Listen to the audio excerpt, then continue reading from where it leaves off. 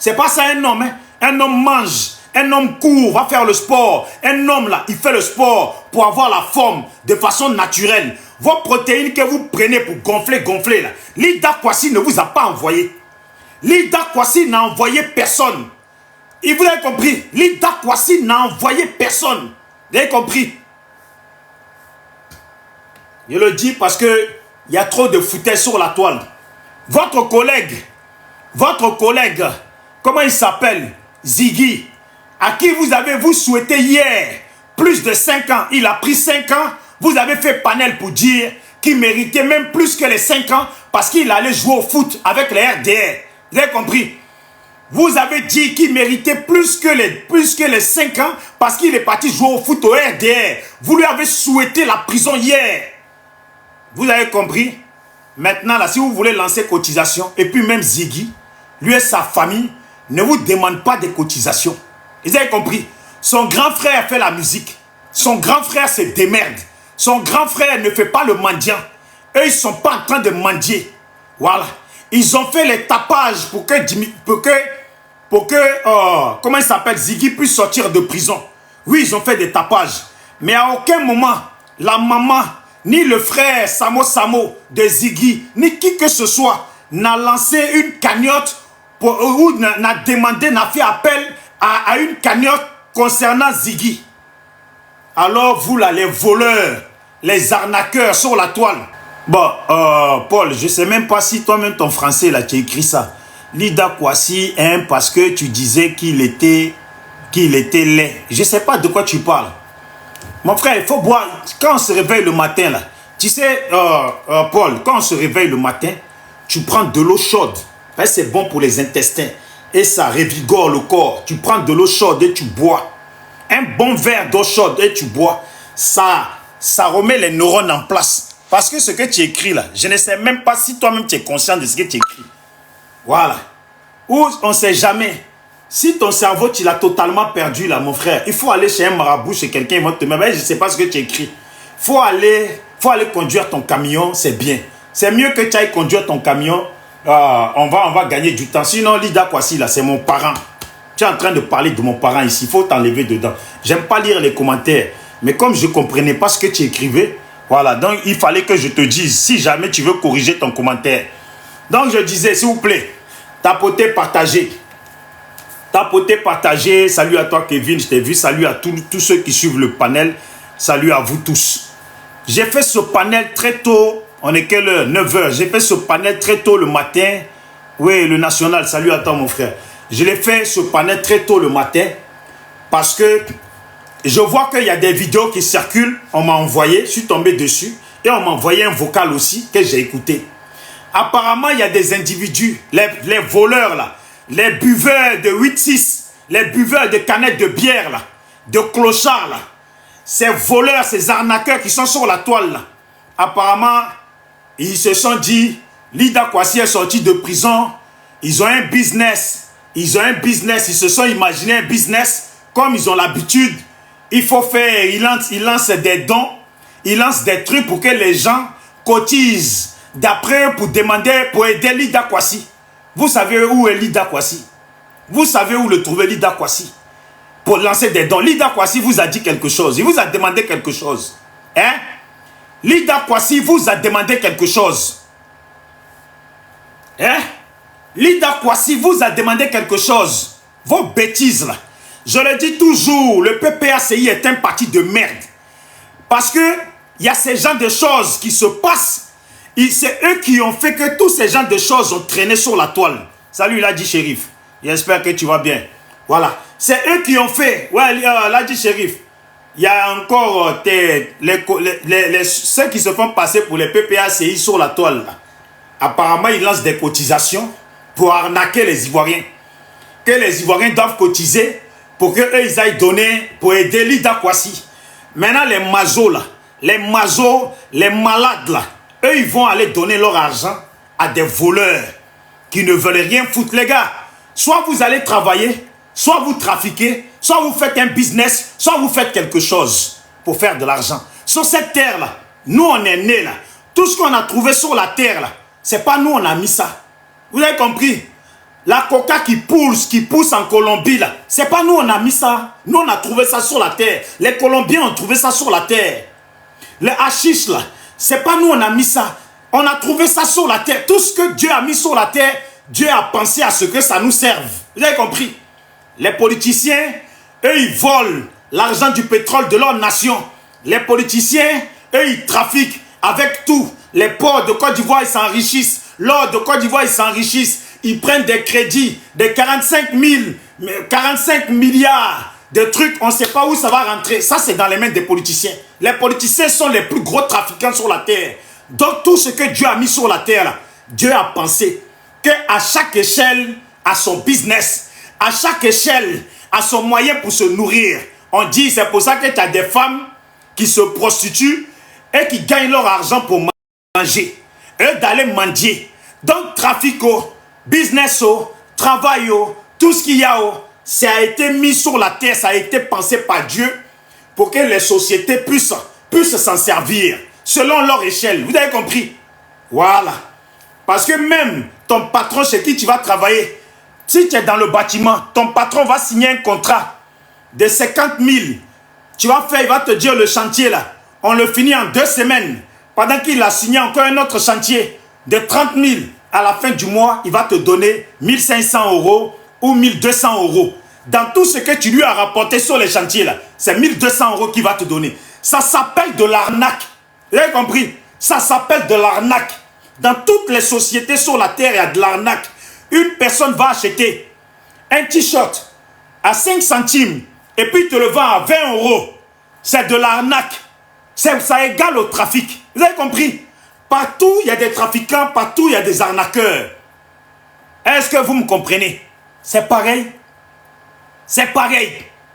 On va au champ, on trouve des mandarines, on les cueille gratuitement. Ça a poussé seul. On n'était même pas au courant que ça avait poussé. On cueille et puis on vend ça cher. C'est de l'arnaque. Dans toutes les échelles, et tout n'est pas normal. Voilà. Donc, s'il vous plaît, tapotez, partagez. Parce que, vous savez, souvent, on ne peut pas être témoin des choses et puis on va laisser prospérer. Il y a trop de femmes qui ont été arnaquées sur la toile.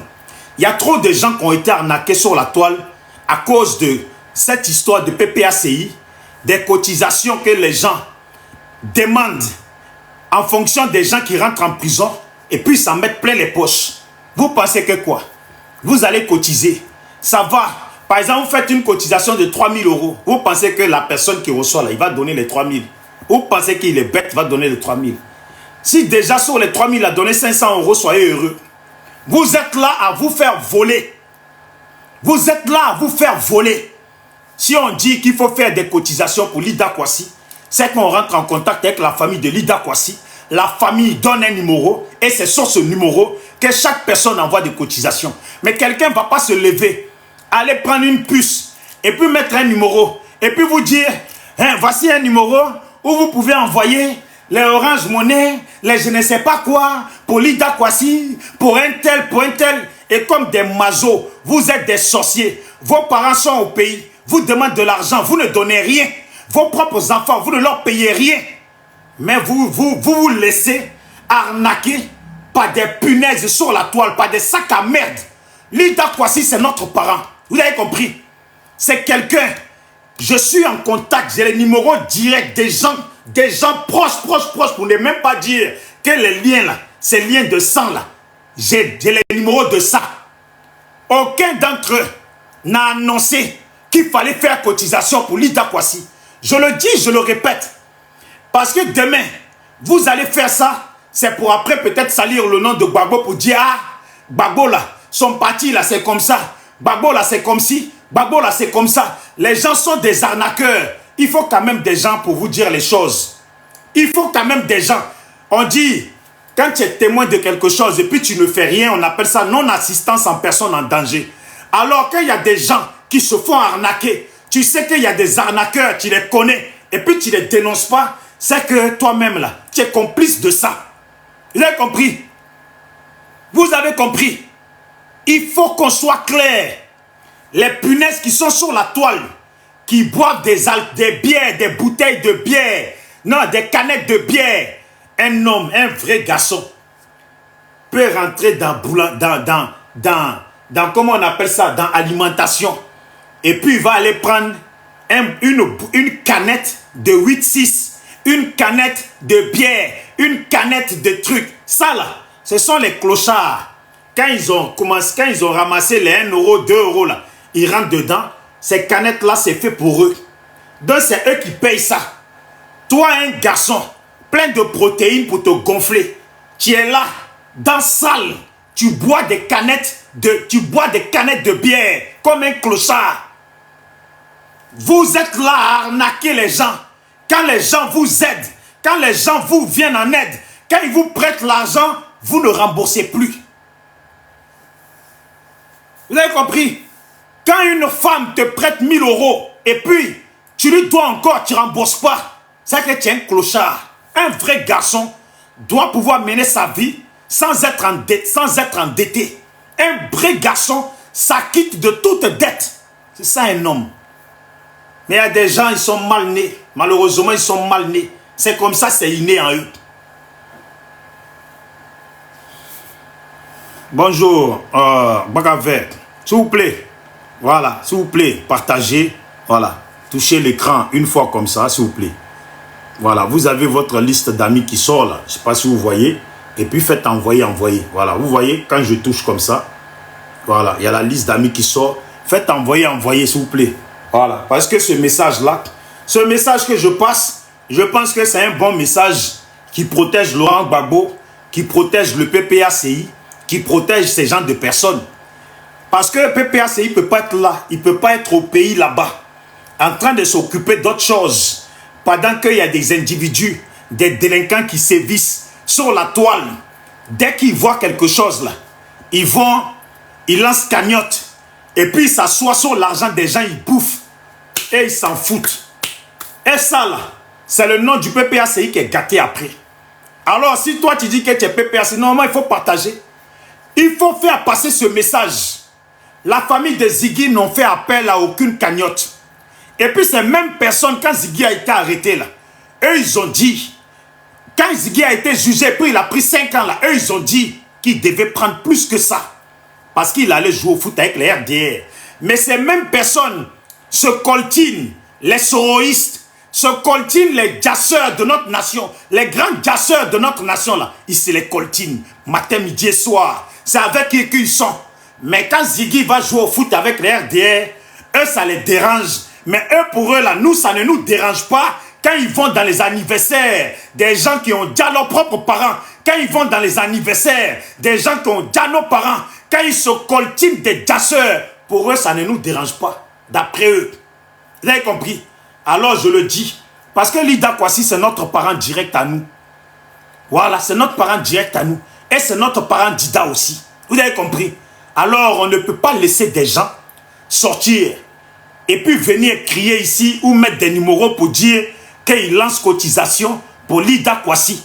Parce que de un, c'est un groupe de jeunes qui foutent la merde, qui veulent se faire un nom derrière le dos de tout le monde. Ils n'ont pas lancé cagnotte pour Ziggy, hein, mais ils veulent lancer cagnotte pour Lida Kwasi. Mais quand Lida Kwasi était en prison là, pourquoi vous n'avez pas fait cagnotte? Hein? Pourquoi vous n'avez pas fait cagnotte? Maintenant il est sorti, vous voulez vous faire un nom. On va faire cagnotte. Si on a gagné 4-5 000, on garde 4 000 pour nous, ou on garde 4 500 pour nous. On va envoyer 200 000 francs à Lida Kwasi, dire que c'est au nom de tel groupe, c'est au nom de ces punaises là. C'est 200 000 qui manquent à Lida Kwasi. Si Lida Kwasi a besoin de 200 000 là, moi je lui envoie. S'il a besoin de 500 000 là, moi je lui envoie. On n'a pas besoin de vous. Voilà. Il a des filles. Ses filles, elles travaillent. Ses enfants travaillent. La famille travaille. Vous l'avez compris?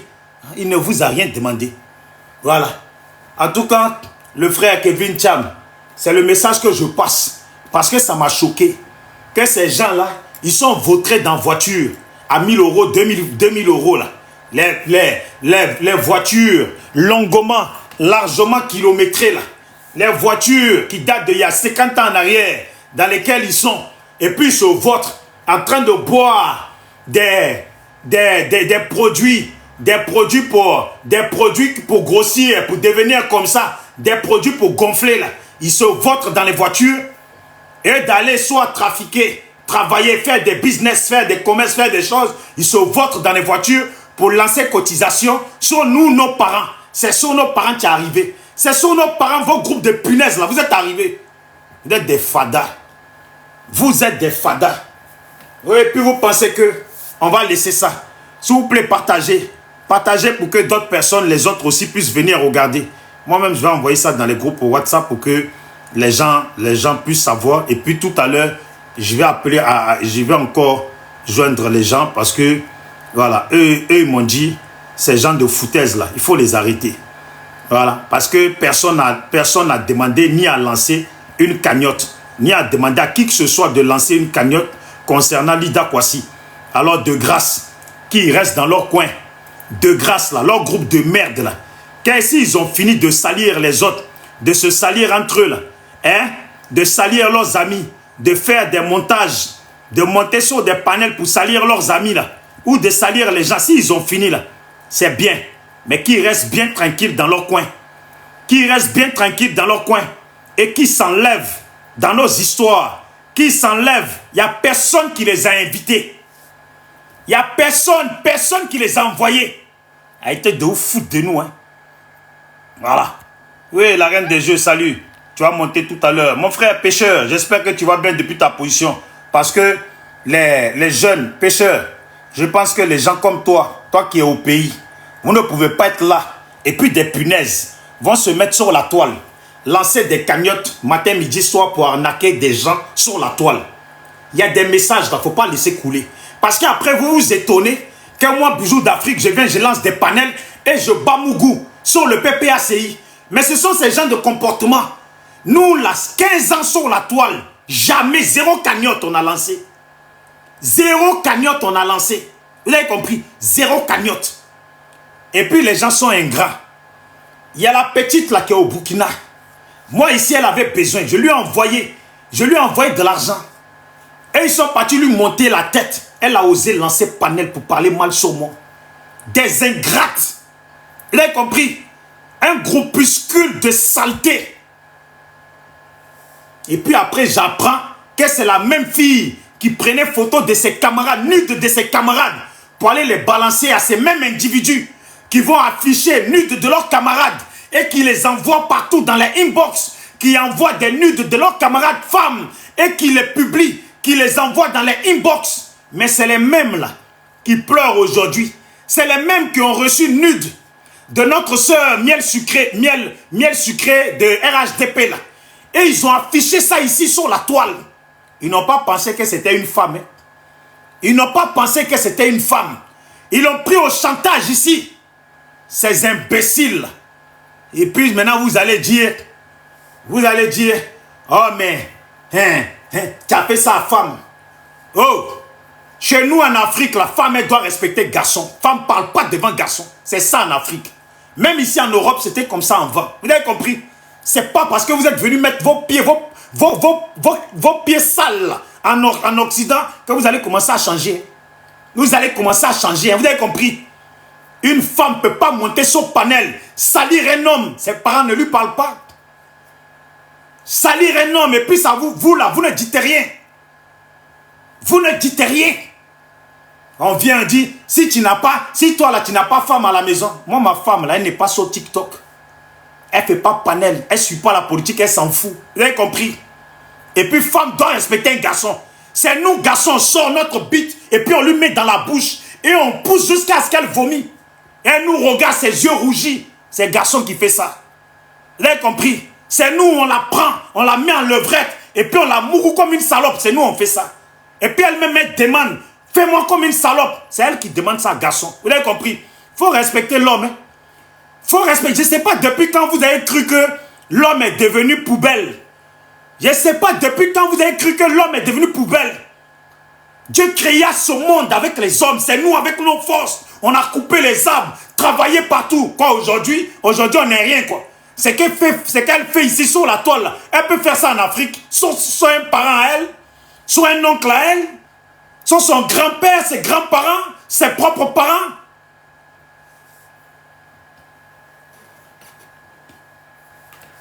Vous êtes des imbéciles. Vous êtes des imbéciles. Je suis un père de famille. Hein. Je suis un père de famille. On est sur la toile. Hein. Mais quand les limites sont dépassées, on dépasse les limites. Vous avez compris? Quand les limites sont dépassées, on dépasse les limites. Si une femme n'a pas de respect pour garçon, quand c'est femme qui t'a mis au monde, vous avez déjà vu une femme sur cette terre mettre au monde toute seule? Vous avez déjà vu ça? À part l'histoire de Jésus, vous avez déjà vu ça sans qu'un homme n'envoie lui sa semence là. Femme peut faire enfant sur cette terre. Femme peut faire enfant sur cette terre. Et puis Dieu n'a pas créé la femme en premier. Et puis Dieu a créé l'homme d'abord. Il dit respectez-nous. Hein. Vous les femmes là, restez tranquilles. Respectons-nous vivants. Hein, respectons-nous vivants. Parce qu'une femme qui mérite le respect a toujours le respect d'un homme. Une femme peut débarquer dans une famille et être aimée par tous les membres de la famille. On peut même prendre sa défense vis-à-vis des autres membres de la famille, tellement cette femme, elle est bien. On la prend bien. Mais une sauvage, quand elle débarque dans une famille, là, elle fout le désordre dans la famille. Elle divise toute la famille, elle casse tout. Mais ces gens de femmes, là, elles sont partout où elles vont, là. C'est le même comportement, là. Partout où elles vont, là, c'est le même comportement. Quand ils les voient sur la toile, en train de salir, afficher leurs amis femmes, leurs camarades femmes, sans pitié, et puis rigoler sur la toile, en train de parler de pétou des autres, les afficher, les traiter de Djandjou, pendant qu'elle-même est la con. Ah, donc elle traite les autres de Djandjou, et puis elle les affiche là. Elle n'a pas con, quoi. Elle n'a pas con. Vous foutez des gens, elle n'a pas con. Respectez-nous, hein. Si vous ne respectez pas vos propres parents, là, ça c'est vous, ça. Mais sur cette terre, on est né pour se respecter. Moi, ma fille, 18 ans, elle sait ce que... Tu vois ma fille, tu vois une petite scène, tranquille. Même sa parole, c'est léger, c'est calculé. Vous avez compris? Mon fils, tu le vois. C'est pas que je n'ai pas envie de le montrer. Il y a trop de sorciers, il y a trop de sorciers sur la toile. Sinon, mon fils fait des publicités pour des marques de vêtements. Un petit bien éduqué, tranquille. Regardez-moi ça. Des arnaqueurs, oui. Oui, mon frère Kevin Cham. Des arnaqueurs sur la toile. Comment vous pouvez vous lever, aller lancer soi-disant cagnotte pour Lida Kwasi? On vous a envoyé. Vous avez demandé à qui? Vous voulez voler, arnaquer des gens devant nos yeux. Sur le compte de nous, notre parent, Lida Kwasi. Quelqu'un qu'on est parti soutenir, lui, il a dit, il ne trouve pas d'arrangement pour sortir de prison. Il va sortir quand il doit sortir. C'est ce qu'il a dit. Et puis il sort des petits buveurs de canettes. Vous connaissez, là dit Shérif, tu connais les canettes de bière là. Kevin Cham, tu connais les canettes de bière là, 8-6 là. Que les clochards ils boivent là, c'est ça qu'ils boivent. Les canettes, quand tu rentres dans l'alimentation, tu vois les canettes là, rangées dans le frigo là. Pas les jus, hein. Les canettes de bière, d'alcool rangées dans le frigo là. Qui sont seulement achetées par les clochards, par les SDF là. C'est ça qu'ils boivent. Des grands gaillards comme ça. Qui prennent des produits protéinés pour gonfler. Ils ne veulent pas aller courir pour faire du sport. Ils ne veulent pas aller s'inscrire quelque part pour faire du sport. Mais c'est des produits dans la sale. Gueule, la lèvre, là est sale. Tout est dégueulasse. Quand tu vas aller sur panel, toi la fille, soit disant je ne sais pas quoi, toi tu vas aller, moi parler de moi sur panel et puis je vais te laisser. Et puis la dernière fois tu dis quoi? Oui, il était là, il a croisé une fille, elle était défoncée. La fille dont tu parles là, son frère est dans la politique ici à Marseille, en France ici. Elle travaille à l'hôpital, elle est infirmière. Elle est propriétaire de sa maison. Propriétaire de 2 voitures, nickel. Propriétaire, elle a acheté une maison pour son fils. Ses autres frères sont gendarmes, policiers. Dans leur pays là-bas, là, sa famille sont dans la politique. Toi, tu peux te comparer à des gens. Toi, tu parles d'une fille, elle est partie à la crémaillère de ses amis, c'est son jour de repos. Elle est partie boire et après, elle boit, c'est son argent. Elle fait ce qu'elle veut. Elle est partie faire la fête. C'est une travailleuse qui est propriétaire. Tu comprends? Maintenant, toi, tu veux parler d'elle. Et celui avec qui tu es là, et c'est dans salle là, qui boit des bières, des canettes là, de 8-6, les canettes de clochard, canettes d'SDF là. Tu l'as pas vu. Tu ne l'as pas vu. Et vous parlez à vous. Respectez les hommes. Hein. Qu'au matin, midi, soir. Et puis c'est les poclés là. C'est les go Djandjou. C'est les petites dégueulasses là. Qui sont toujours là à faire de cause de femmes. Donc vous pensez que vous êtes arrivés, nous les hommes là, on ne vaut rien quoi. Nous les hommes, là, on ne vaut rien. Mais il faut respecter quand même des gens. Quand on est dans le lit, là, la personne qui voit le plus l'anus de l'autre, là, c'est le garçon qui voit ça. Ou bien c'est pas vrai. C'est pas vrai. La personne qui fait que l'autre... c'est le garçon qui fait ça. C'est le garçon qui te met dans la bouche et puis il enfonce. Et puis tes yeux rougis et tu es là qui bave. C'est le garçon qui fait ça.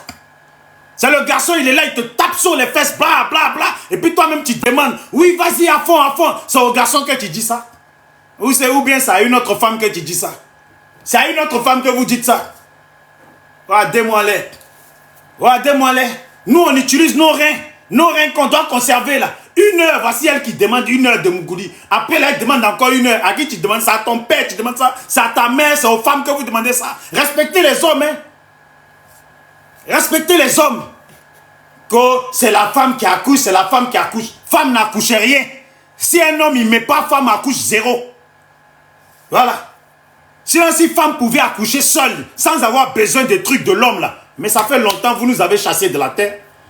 Ça fait longtemps que vous là, vous nous avez chassés de la terre. Si vous pouviez faire des enfants sans nous utiliser nous là, sans utiliser nos semences là. Mais ça fait longtemps, à vous voir là, ça fait longtemps que vous nous avez empoisonnés sur cette terre. C'est la vérité, vous les femmes là. À vous voir là, vous écoutez parler là. Ça fait longtemps que vous nous avez empoisonnés. Ça fait longtemps que vous nous avez empoisonnés. Il y a des couveuses, hein. Il y a des couveuses aujourd'hui là. La chimie elle a avancé. Il y a des couveuses. Maintenant ils font. L'homme là, il prend son truc, il l'envoie dans le truc placenta qu'ils ont inventé là. Et puis il peut avoir un enfant. C'est comme vous, on peut prendre le truc de l'homme et puis vous le mettre. Dans tous les cas, vous avez besoin de trucs de l'homme. Alors que nous là, on peut avoir besoin juste simple placenta. Et puis on n'a pas besoin de vous. Vous avez compris? Vous n'allez pas emmerder le monde. Hein? Quand Dieu nous a créés sur cette terre là, c'était la forêt partout. Et on était en train de travailler. Comme Dieu a vu qu'on travaillait, et puis il fallait qu'on mange aussi. Dieu a dit, bon, je vais prendre un peu de tes côtes là, et puis je vais créer quelqu'un qui va venir cuisiner pour toi. Dieu même ne nous a pas demandé notre avis. Si Dieu avait demandé l'avis au premier homme venu sur la terre, il n'allait jamais accepter.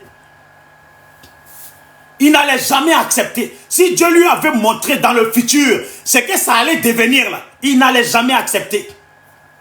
Des empoisonneuses, des problèmes sur notre tête, des cauchemardesques sur notre tête, des sorcières dans notre futur. Qui aurait voulu ça?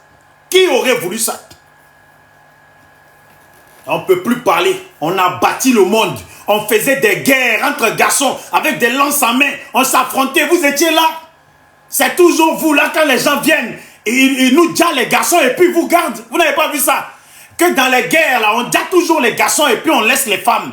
On les utilise, les femmes, mais les garçons, on les dit toujours. C'est pour dire que si nous, on reste là, on va toujours aller dans l'affront. Vous, on vous garde pour vous mourir, pour faire des choses en désordre.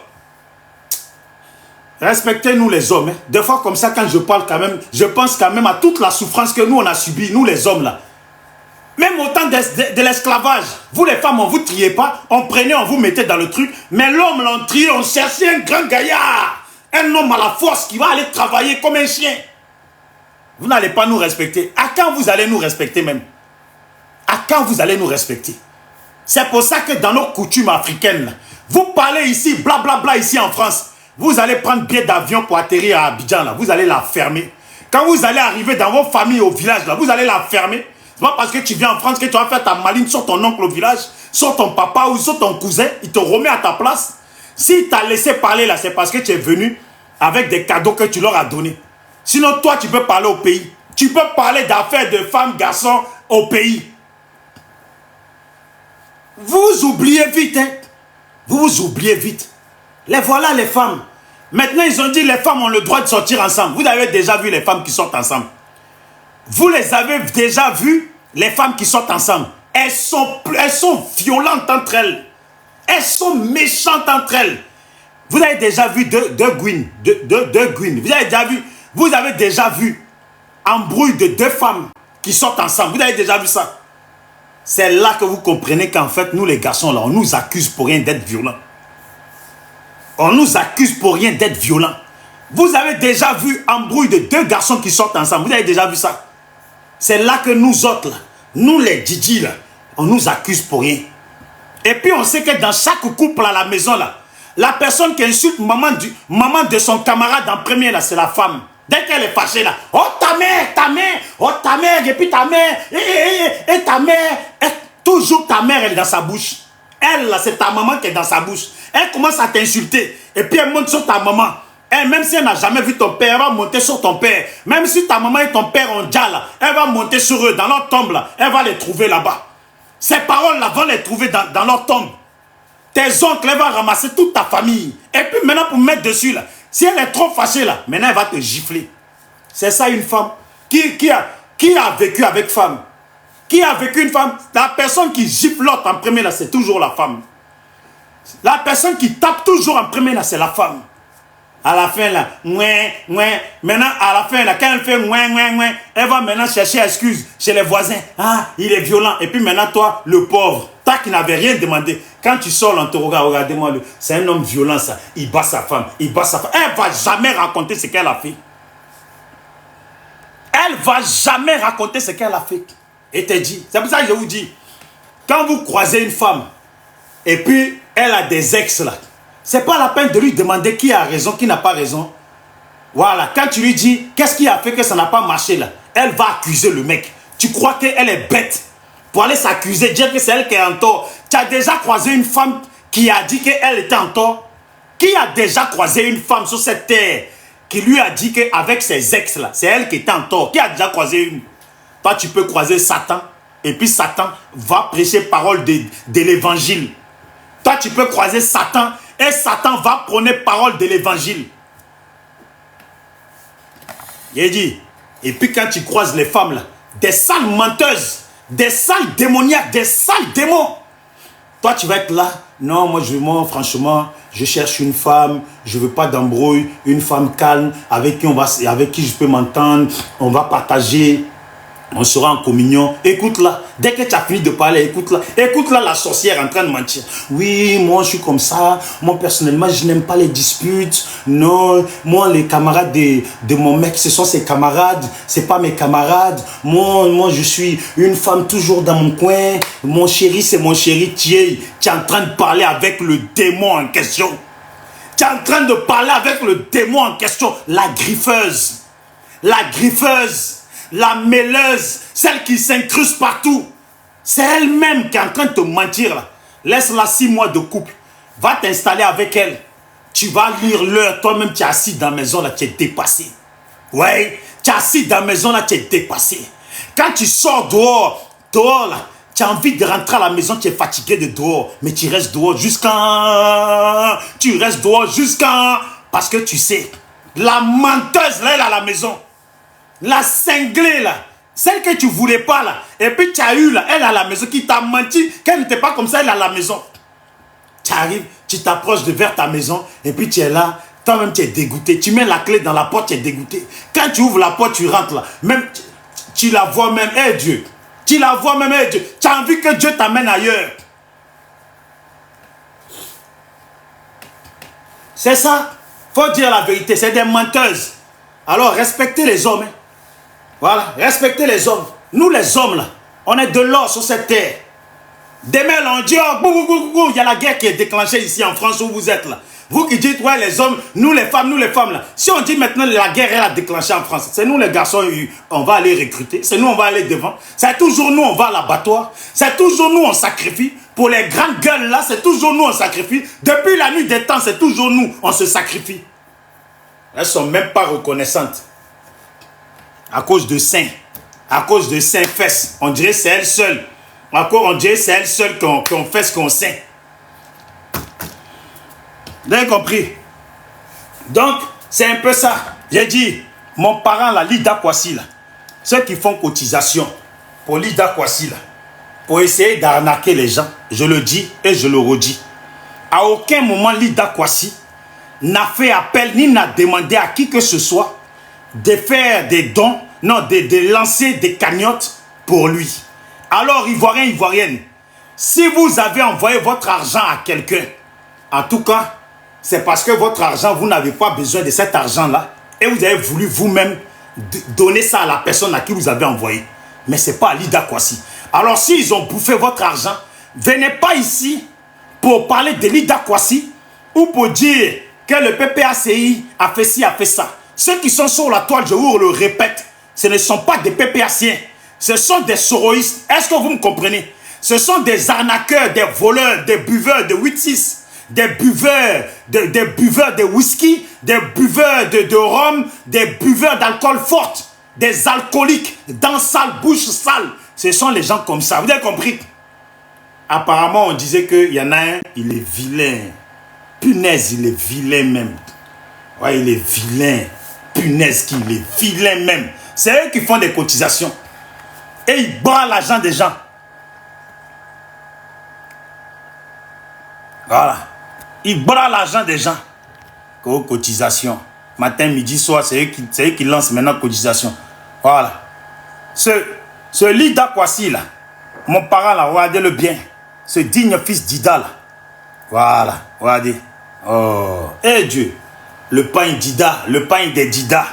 Il est là, le pain des Dida là. Voilà. Il est là. Donc, je le répète pour la dernière fois. Lida Kwasi, ni le PPACI, n'a appelé à ce qu'on fasse des dons ou des cotisations pour Lida Kwasi. Et le PPACI au pays ont déjà démenti ça. Parce qu'apparemment, il y a des gens qui lancent des cagnottes. Le PPACI a dit qu'eux, ils ne se reconnaissent pas dans ça. Et cette fois-ci, je suis d'accord avec eux. Là, ils ont agi pour une fois. Parce que c'est ce qu'ils doivent faire à chaque fois. Mais c'est pas parce qu'ils l'ont dit, parce que les gens ont vu ça. Et le message est arrivé là où il fallait arriver. Et ils ont dit ça, là, il faut l'arrêter. Lida Kwasi n'est pas un mendiant. Il ne demande rien à personne. Vous avez compris? Il ne demande rien à personne. S'il doit demander quelque chose à quelqu'un, il y a Babo Laurent qui est là. Lui-même, il a ses enfants. Nous aussi, nous sommes là. On peut le faire. Voilà. Je le dis pour une fois, vous les gens du PPACI, vous pouvez quand même me remercier. Parce que ça, là, c'est laver l'honneur de Gbagbo. Parce que ces punaises qui sont soroïstes, là, les voilà, je vais mettre pour eux, là. Regardez. Je vais mettre pour eux. Voici où ils vont se retrouver bientôt, là. Les voilà, voici leur truc où ils seront bientôt. Voilà. Ça, là. Ça, là. C'est là, là, vous allez voir. Vous y trouverez les soi-disant PPAciens, là. Les soi-disant PPAciens, là, ils seront là. Voilà. Je pense que Black Ivoire, toi, tu lances panel sur moi, ma soeur, Anne Cassé. Parce que toi, tu es trop arrivé. Tu es trop gonflé. Ou parce que tu as vu que la dernière fois, j'ai parlé d'elle, j'ai dit que c'est ma soeur. Alors, tu lances panel pour la critiquer. Mon frère, tu n'es pas mieux que Anne Cassé. Toi, tu soutiens et puis tu es avec des rebelles qui ont déjà nos parents. Elle soutient, elle soutient le RHDP. Toi, tu ne peux pas la critiquer. Tu es avec les GPS matin, midi, soir. Et tu sais ce qu'ils ont fait.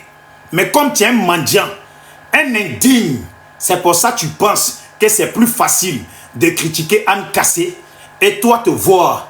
Mais toi, là, tu étais à l'anniversaire de Soro Guillaume. Là, dernièrement, là, tu étais à l'anniversaire de Soro Guillaume. Toi, tu peux parler et puis critiquer les gens. C'est toi qui sers d'excuses pour que les soroïstes aillent mentir sur notre parent. Oh, Kragbe Nyagbe. Kragbe Nyagbe, c'est un Dida. Guébier, là, c'est Dida. Je vous le dis en même temps. C'est pas bêté, hein, c'est Dida. Maintenant, après, nous aussi, on ne cherche pas famille. Lui qui se dit Guébier, et puis qui dit qu'il est d'une autre ethnie, là, c'est que lui, là, c'est que c'est un Burkinabé. C'est un infiltré chez les Guébiers. Parce que vous comprenez, Guébier, là, c'est pas ethnie. Guébier, c'est pas ethnie. C'est un peu comme chez nous à Zikiso. Nous, on nous appelle les Zikiers. On aurait pu dire, nous, les Zikiers. Et puis, Zikier, là, on aurait pu revendiquer ça comme ethnie malgré qu'on est Dida. Vous avez compris? Donc, Guébier, là, c'est pareil. Sinon, les Guébiers en eux-mêmes, ceux qui habitent là, eux, là, ce sont des Dida. Vous avez compris? Je le dis bien et je le répète. Parce que maintenant, il est mieux de savoir où on va dans ce pays-là, où on va dans cette nation. Vous avez compris? Donc, Black Ivoire, toi, là, c'est toi qui as expliqué hier que ton oncle, je ne sais pas quoi, ou ton grand-père, je ne sais pas quoi, aurait aidé Kragbe Nyagbe.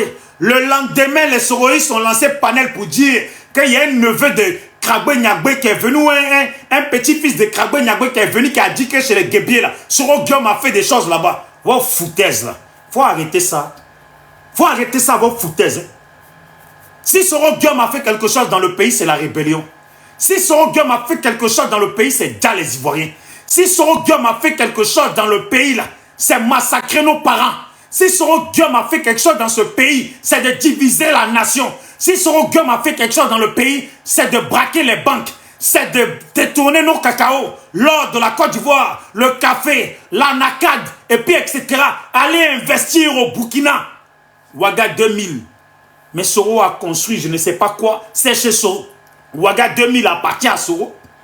Vous avez compris ça? Ouaga 2000 appartient à Soro. Et c'est ça la vérité.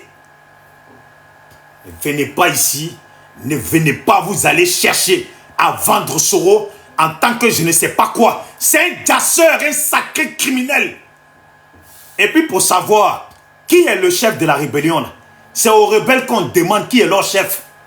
Vous avez compris?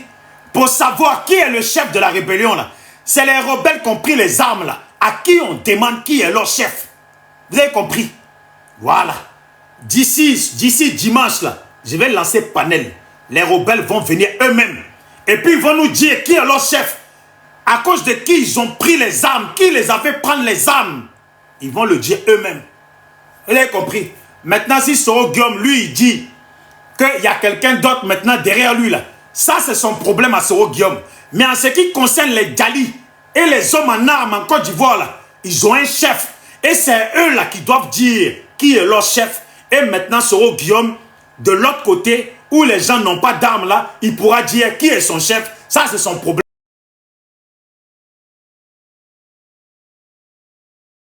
Son chef, ça, c'est son problème.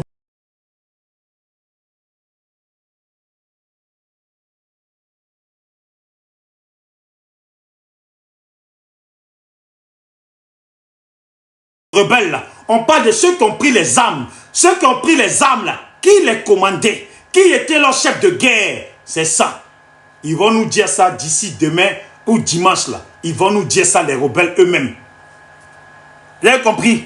Les gars, est-ce que tu es là? Le gars, le rebelle, est-ce que tu es là? Parce que les gens te reconnaissent. Les soroïstes reconnaissent que toi là, tu as fait la rébellion.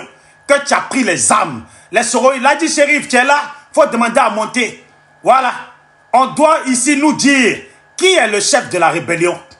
Qui est le chef de la rébellion?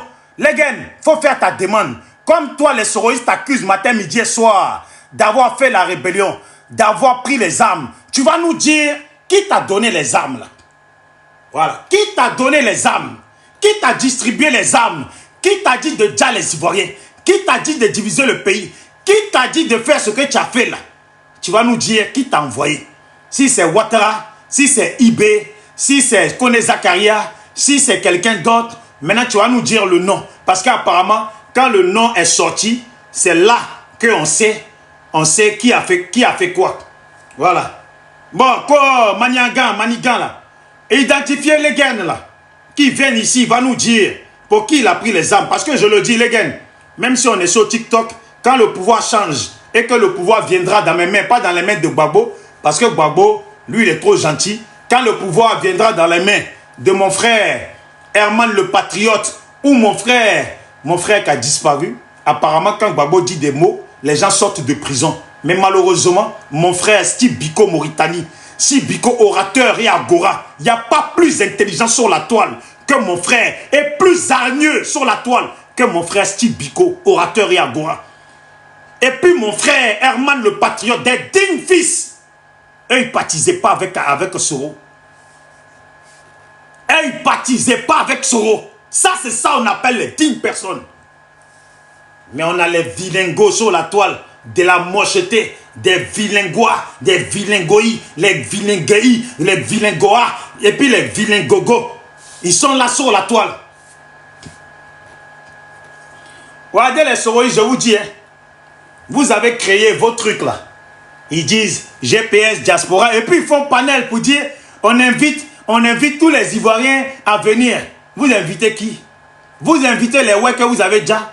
Ah, mais sinon il y a Étoile Filante. Il y a Étoile Filante, il y a Djouan, invitez-le. Voilà, lui il doit être un Burkinabé, parce qu'un vrai ouais ne peut pas aller dans le truc. Il est déjà allé dans votre anniversaire. Invitez, comment il s'appelle? Black Ivoire. Lui seulement c'est sûr qu'il sera là-bas. Voilà, lui seulement c'est sûr qu'il sera là-bas. L'autre avec sa veste jaune, là, comme on en parle, il va peut-être changer. Ils seront là-bas. Sur les soroïstes, on vous dit, quand vous organisez vos trucs là, faites votre truc entre vous, entre soroïstes. Matin, midi, soir, vous nous dites que vous, la Soro, là, c'est un grand leader. Soro, c'est un grand leader, que s'il est candidat, là, il va gagner l'élection. Que vous, là, vous êtes partis, vous êtes beaucoup. Que Soro Guillaume, de jour en jour, il a de plus en plus de partisans. Mais attends, vous organisez vos trucs, vous avez honte d'y aller seul, entre vous. Mais faites quand même quelque chose 100% soroïste. Faites quelque chose 100% soroïste, 1000% soroïste. Comme ça, on peut voir un peu ce que vous valez. Mais vous êtes là. Vous êtes là. On vous demande de faire un rassemblement, louer une salle où il y a 100% soroïste. On va voir. Vous savez que si vous avez fait ça, là, vous allez mettre honte sur vous. Quand Crespo, il va là-bas, il va là-bas seulement avec son téléphone. Quand papa de Kimi va là-bas, il n'y va même pas avec Kimi pour dire qu'au moins il a ramené une autre personne. Quand Nina, elle va là-bas, elle met son décolleté, c'est avec ça qu'elle va là-bas. Quand Souley de Paris, il va là-bas, il va avec ses bières, ses bouteilles de whisky, rhum, et puis ses bouteilles d'atoté pour bander. C'est avec ça qu'il va là-bas. Quand KGB, le gourou, il vient là-bas, lui, il est aux États-Unis. On aurait pu penser qu'on allait avoir affaire à un Américain. Un homme qui a la peau américaine bien lisse, bonne coiffure. La dernière fois, je l'ai vu à l'anniversaire de Soro. Je me suis demandé, c'est qui? C'est, comment on dit déjà là? Oh, je l'avais le mot dans la tête, c'est parti. Le mot que je voulais sortir là. Comment on appelle les gens là? Les vieux au village qui annoncent les trucs du village là. Comment on les appelle? Oh, eh Dieu, j'avais le mot, c'est... Oh, putain. Ceux qui citent, ceux qui racontent les contes ou sinon les villageois. Oh putain, le mot il est parti encore. Voilà, voilà les griots. Je l'ai vu. J'ai vu KGB le gourou avec son truc. J'ai dit, mais c'est qui ce griot? Mais lui là même, ça se voit qu'il était au pays. Il lui a envoyé un billet spécialement pour venir. Il était au champ où il vendait. La personne qui trouve que c'est une fraude peut me convoquer à la justice. C'est simple. Je n'ai même pas de village. Je ne sais même pas d'où je viens. Il est quoi, et je suis Djoula et fier. Ça, je le dis. Je suis Djoula et je suis fier. Ça, je ne veux pas le renier. Et c'est ce que Soula a dit. Il dit c'est parce que vous avez commencé à tuer les Djoula qu'ils ont pris les armes. Il faut que je vous le dise. Et c'est ce que Guillaume Soro a dit. Voilà. Ils n'ont jamais dit qu'ils ont pris les armes parce que Alassane Ouattara les a créé des problèmes. Il dit que vous avez commencé à tuer les Djoula, que vous cherchez les villages là. Et c'est à cause de ça qu'ils ont pris les armes. Et je vais venir faire la démonstration. Bref, Bijou, on va continuer. Parce que cette fille, quand ils n'ont pas de contenu, ils viennent raconter que des bêtises, des niaiseries sur la toile. Créer des contenus. On va vous écouter. Donc, Bijou, je vais commencer. Alors, s'il vous plaît, tapotez, abonnez-vous, abonnez-vous. Oh, mais vous là, vous mettez les vidéos là. Les vidéos, ça signale. Oh. Ça y est, on sait que vous êtes beau, on sait que vous êtes chez vous. Alors, je commence par Guillaume Soro. Tu vas voir ici dans ma démonstration que Guillaume Soro est resté sur une parole jusqu'à ce qu'il fuit la Côte d'Ivoire. Je répète, Guillaume Soro n'est pas en exil, Guillaume Soro est un fugitif. Je répète encore une deuxième fois, Guillaume Soro n'est pas en exil. Guillaume Soro est un fugitif. On doit chercher à l'attraper, le mettre dans un carton, l'envoyer en Côte d'Ivoire et puis il va là à la Maca. La place de Guillaume Soro, c'est à la Maca. Il est condamné à perpétuité et il doit finir sa vie en prison. Du jour de Thomas Baenchi, le journaliste Thomas Baenchi, en passant par M. Alain Foka et sur la radio Grande Gueule le 20 ou le 14 septembre 2020, Guillaume Soro n'a jamais changé sa parole là pour la rébellion. Et j'ai te fait la démonstration. Je répète encore. Oui. Guillaume Soro va te dire pourquoi il a pris les armes. En passant par le journaliste Thomas Baenchi, qu'il a interviewé sur la rébellion en Côte d'Ivoire à la RTI, sur RFI, en passant par Alain Foka, jusqu'à ce qu'il se sépare même d'Alassane Ouattara et il n'était pas en bonne sainteté. Guillaume Soro a toujours tenu la même parole. En tout cas, sur ça, il a été cohérent. Ça, il faut le dire. C'est ça. Il n'a jamais accusé Alassane Ouattara. Pourquoi je reviens sur Thomas Baenchi? Enfin, c'est de donner la crédibilité à ce que je vais dire. Parce que les gens disaient que quand il était avec Ouattara, ils ne pouvaient pas l'accuser. Maintenant que lui et le président Ouattara, ils n'étaient pas en bon cet été, les gars se sont séparés et tout le monde sait dans quelles conditions ils se sont séparés. Et Guillaume Soro se retrouve le 14 septembre 2020 sur la radio Grande Gueule. Ça, c'est la dernière intervention de Guillaume Soro sur la rébellion. Donc, on peut remonter sur la chaîne RTI où la question lui a été posée concernant la rébellion. Et toi-même, tu les entends. Quand ils sont en palabre avec les pro-Gbagbo, c'est Laurent Gbagbo qui a créé la rébellion. À cause de Laurent Gbagbo, ils ont pris les armes. Et maintenant qu'ils sont en palabre avec les gens du PDCI, aujourd'hui, c'est à cause de l'ivoirité qu'ils ont pris les armes. Gbagbo était au mauvais moment et au mauvais endroit. Alors, chers frères et sœurs, on va commencer sur l'interview de Thomas Banchi qui pose la question à Guillaume Soro. Pourquoi ils ont pris les armes? C'est très important parce que les preuves sont là et il faut le dire. Monsieur Guillaume Kibaforu Soro, que vous allez retrouver ici devant Thomas Banchi en Côte d'Ivoire, il y a une émission de la RTI qui lui pose la question. Est-ce qu'il n'y avait pas d'autre moyen de mener ce combat? Guillaume Soro dit non, que non. Quand les Ivoiriens ne peuvent plus s'exprimer, quand les Ivoiriens sont bafouillés dans leurs droits, la révolte est des droits. Bijou d'Afrique. Tu sais que je commence le boulot à midi aujourd'hui. Donc à cause de toi, je suis monté sur le panel. Mets-moi en grand, on va faire la démonstration vite fait. Je me suis arrêté quelque part. Je ne suis pas loin de mon entreprise. Là, si j'ai fini mon intervention, je peux aller au taf tranquillement. Salut à toi, Christelle Nazelou. Fan gourou, les gourous sont trop méchants. Il est coquerie. Les gourous sont méchants, hein, Bijou. Ils acceptent personne chez eux, à part nous les Koyaga. Les villages petits comme ça, André, il ne meurt pas. Petit village comme ça. Alors, Bijou m'a mis en grand. On va partir. Bijou, je me suis arrêté en route à cause de toi. Hein. Donc, j'ai fait cette démonstration. C'est parti.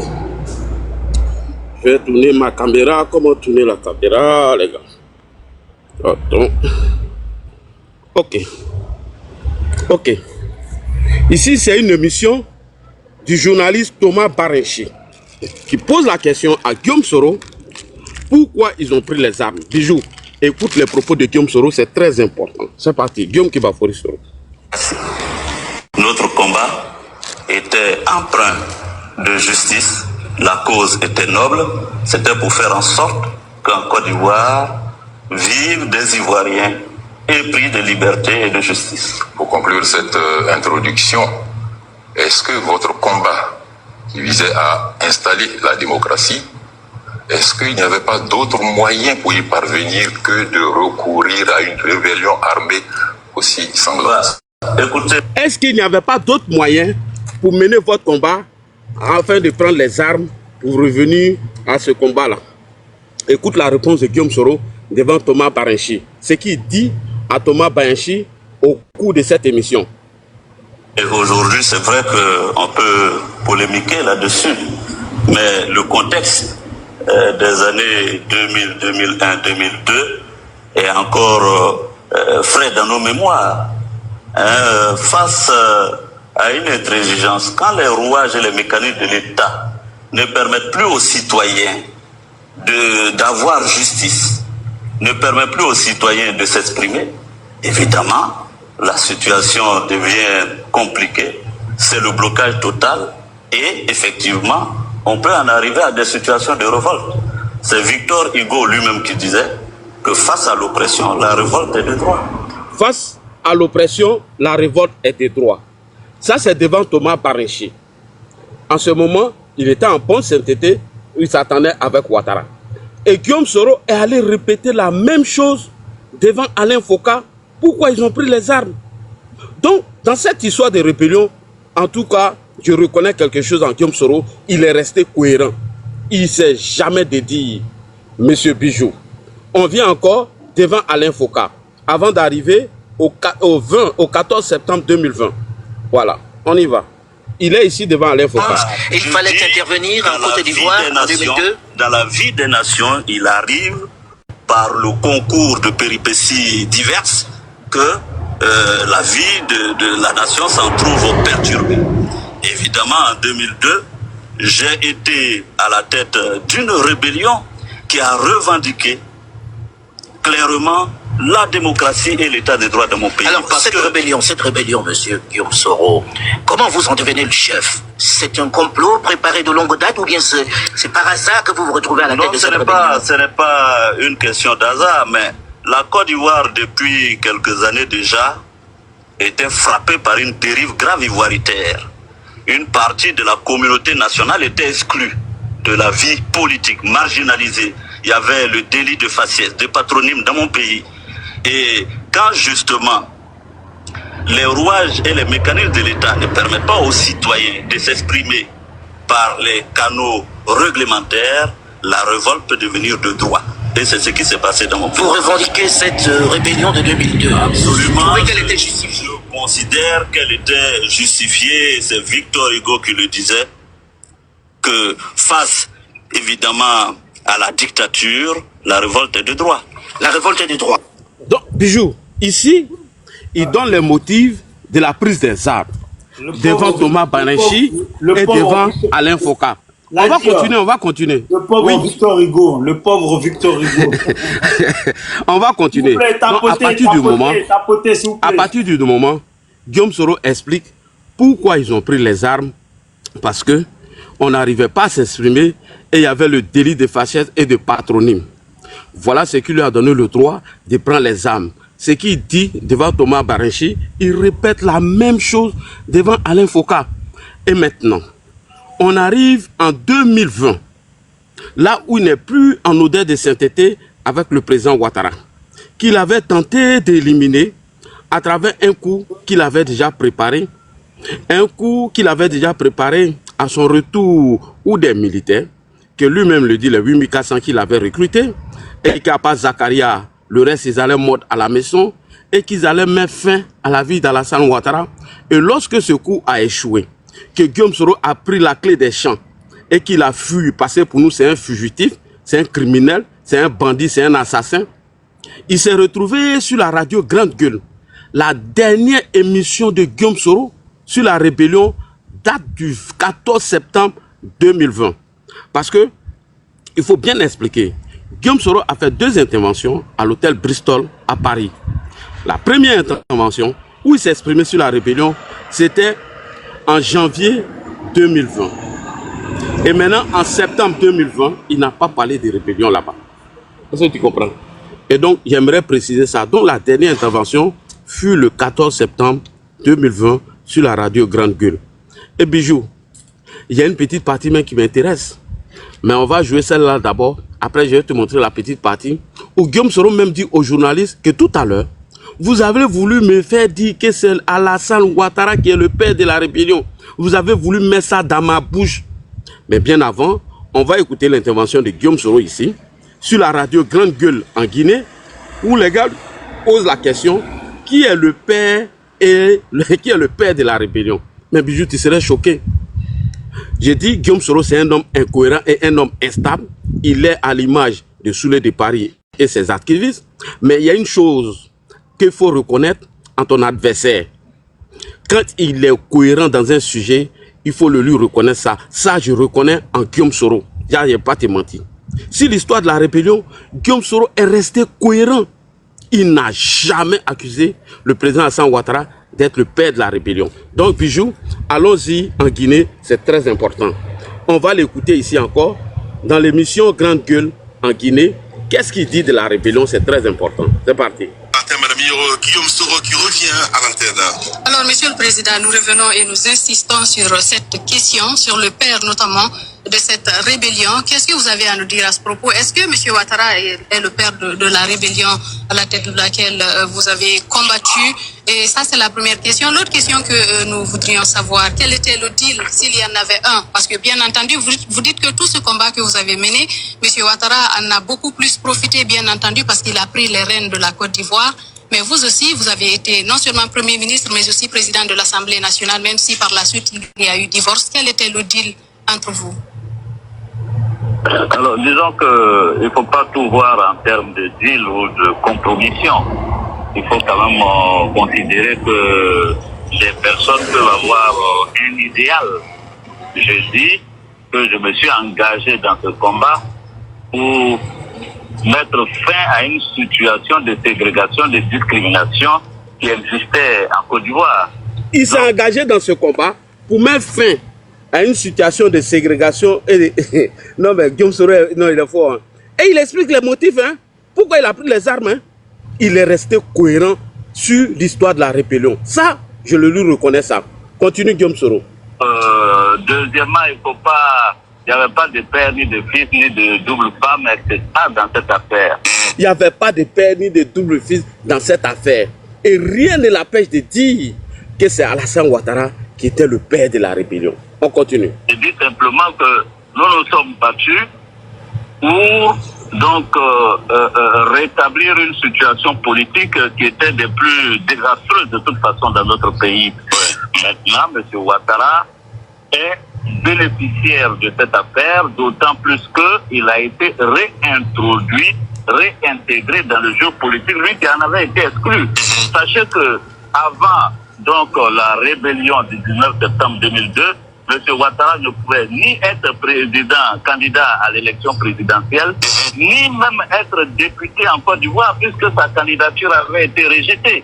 C'est ça, il trouve les gens, c'est ça. Ne dit-on pas en politique qu'il n'y a pas de ticket gagnant, parce que Mme Yoro parle de deal, peut-être ça vous choque. Vous avez misé sur lui, aujourd'hui il se retourne contre vous. Oui, parce que quand même en janvier, Monsieur le Président, nous nous rappelons de la conférence que vous avez organisée en France en janvier. Vous aviez dit que 3 choses ont été promises. En tout cas, Ouattara vous a promis 3 choses. D'abord, qu'il allait donc créer un poste de vice-présidence au sein de son parti politique RDR. Pour vous, ça faisait partie du deal. Ensuite, que vous alliez être son successeur, que vous alliez être son successeur après 2 mandats. Donc c'était 3 grands deals. Là. Non. Alors, c'est que de 2 choses l'une, soit je me suis mal fait comprendre, soit j'ai besoin là actuellement donc de repréciser les choses. Le deal dont vous parlez, puisque c'est bien convenu de parler de deal, mais intervenu qu'en 2006. La rébellion a eu lieu le 19 septembre 2002. J'avais 29 ans. Et donc, à l'époque, en menant ce combat, personne ne savait qu'il survivrait au coup de feu. Donc, il ne faut pas... Oui, la réalité est que quand vous vous engagez dans un tel combat, vous ne savez même pas le lendemain si vous serez vivant. La preuve, d'autres sont morts. Donc, ce n'est pas c'est pas à 29 ans que je tisserai des deals de ce genre.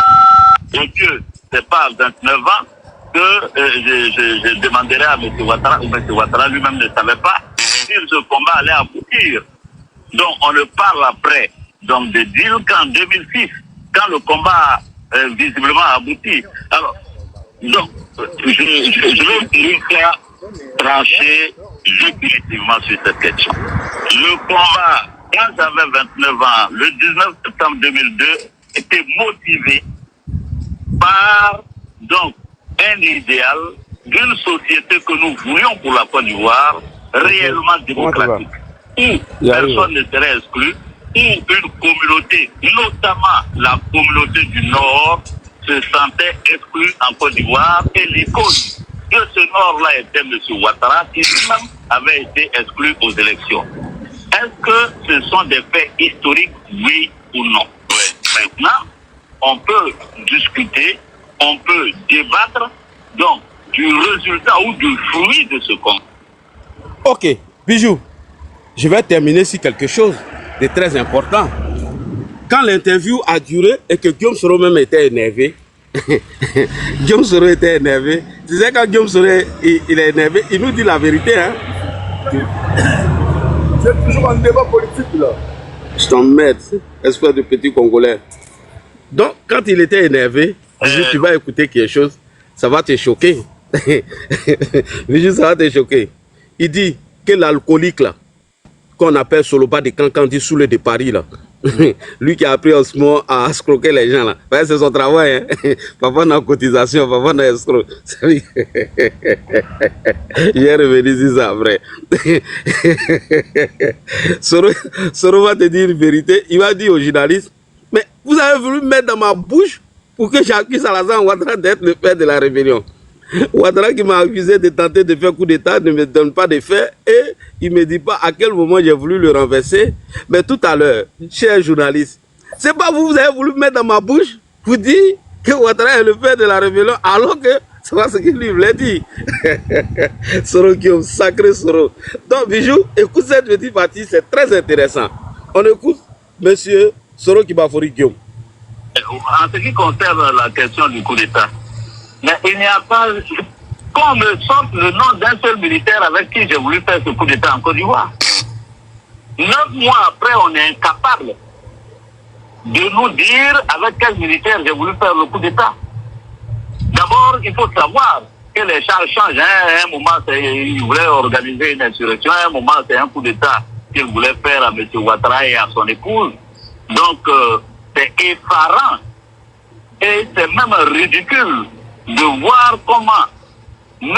Ouattara, lui-même qui a été accusé en Côte d'Ivoire de coup d'État, d'ailleurs, vous les journalistes, aujourd'hui, vous avez voulu me faire dire que Ouattara était le père de la rébellion. D'abord, toi, Bijou, toi, Soleil, vous avez voulu me faire dire que Ouattara est le père de la rébellion, non? Bijou, je retourne encore. Faut écouter Soro. Écoute. Écoutez bien, c'est très important, je retourne cette petite partie. Accusé en Côte d'Ivoire de coup d'État, d'ailleurs, vous les journalistes, aujourd'hui, vous avez voulu me faire dire que Ouattara était le père de la rébellion. Non, je retourne encore. Tu vas comprendre, Bijou. Je retourne encore. Et en Côte d'Ivoire de coup d'État, d'ailleurs, vous les journalistes, aujourd'hui, vous avez voulu me faire dire que Ouattara était le père de la rébellion. D'abord, vous les journalistes, vous avez voulu me faire dire que Ouattara était le père de la rébellion, non? Donc, en ce qui concerne la rébellion, je dis, je répète, Bijou, ça là, tu vas aller chercher Soroïso, tu vas chercher débat ailleurs partout. Guillaume Soro a été clair. Après, hier, je vais les saouler et tu vas les écouter. Et puis, on va faire le petit jeu parce que moi, il commence le boulot à midi. Donc, je reviens encore sur les propos de Guillaume Kibafori Soro. En tout cas, Guillaume Soro, l'homme incohérent, l'homme instable, il y a quelque chose, il y a une qualité que je reconnais en Soro. En ce qui concerne l'histoire de la rébellion, il est resté cohérent. Il n'a jamais divagué. De Thomas Banchi, en passant par Alain Foucault, jusqu'à la radio Grande Gueule, nulle part, il a accusé Alassane Ouattara d'être père de la rébellion. Tout à l'heure, il a dit, hein, il dit, vous les journalistes Papato là, vous les Nafri, vous les Djaïri là, j'ai donné les motifs pourquoi nous avons pris les armes. Et tout à l'heure, vous avez voulu mettre dans ma bouche que Ouattara était le père de la rébellion. Donc c'est ça, Soro Kibafori Guillaume. Il n'y a pas plus preuve que ça. Et lui-même, il a écrit dans son livre, Monsieur Bijou d'Afrique. Est-ce que vous comprenez? Donc pour terminer, je vais revenir un peu sur Soulé. On va ambiancer un peu les pro-babos. Et moi, je dois commencer le boulot. Hein? Oui, mais attends, je commence à midi. Attends, même pas une minute. S'il vous plaît, en bas, soutenez le panel, tapotez, abonnez-vous. Et puis en même temps, je vois beaucoup de demandes. Moi, ce qui m'intéresse ici, c'est ceux qui ont eu à faire la rébellion. Ceux qui ont eu à combattre au pays. Moi, c'est de vous que j'ai besoin. Ceux qui reconnaissent Soro en tant que leur chef de guerre, c'est de vous que j'ai besoin. Les gens de IB, ou tous ceux qui ont eu à prendre les armes, qui reconnaissent Soro en tant que leur chef de la rébellion. Les soroïstes veulent accuser Ouattara. Donc, faites votre demande, écrivez dans les commentaires, vous allez monter uniquement pour ça. Sinon, c'est pas la peine. Quand vous voyez du monde, sur un panel, vous aimez demander là. Je ne prends pas n'importe quel au hasard aujourd'hui. Mon but, il est précis. Ouais. Donc, Vakaba, salut à toi. Dimitri, salut à toi. Je vous vois. Voilà, on est là. Allez, Ladji, vas-y. Ok. Et lorsque ils étaient en palabre avec les pro-babos, mais voilà ce que Soulé nous a dit ici à propos de la rébellion. Soulé de Paris. Écoute le Bijou. Qu'on se les serre, ni touche. C'est nous les criminels. Et je suis venu ici répondre aux babos extrémistes. Oui, et vous répondre. Votre babo là n'était pas sain. Parce que avant que Guillaume Soro et ses amis prennent des armes là, il y a eu d'abord un avant. Ah, il y a eu un avant. Nos frères et sœurs étaient tués comme des poulets sous Babo. Voilà. Nos frères et sœurs ont été assassinés sous Babo. Avant la rébellion, des jeunes nordistes ont été arrêtés. D'autres ont été exécutés sous Babo. Les preuves sont là. Je vais vous montrer les preuves. Avant 2002, avant les jalons que tu parles là, le régime de Babo là, était même un régime sanguinaire. Parce que ceux avec qui Babo marchait là étaient des sanguinaires. Ok?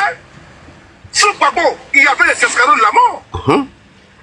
Sous Babo, des personnes civiles ont été neutralisées. Sous Babo, l'ivoirité a connu, n'est-ce pas, son assassin. Sous Babo, les jeunes, les femmes, les vieillards ici du Nord avaient des problèmes. Sous Babo, les militaires étaient zélés.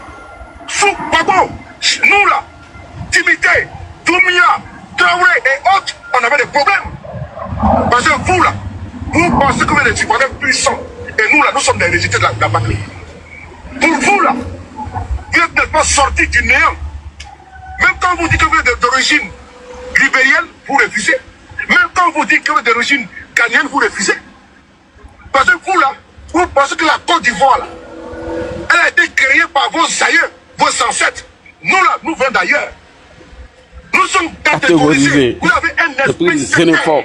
Un esprit xénophobe, tribaliste.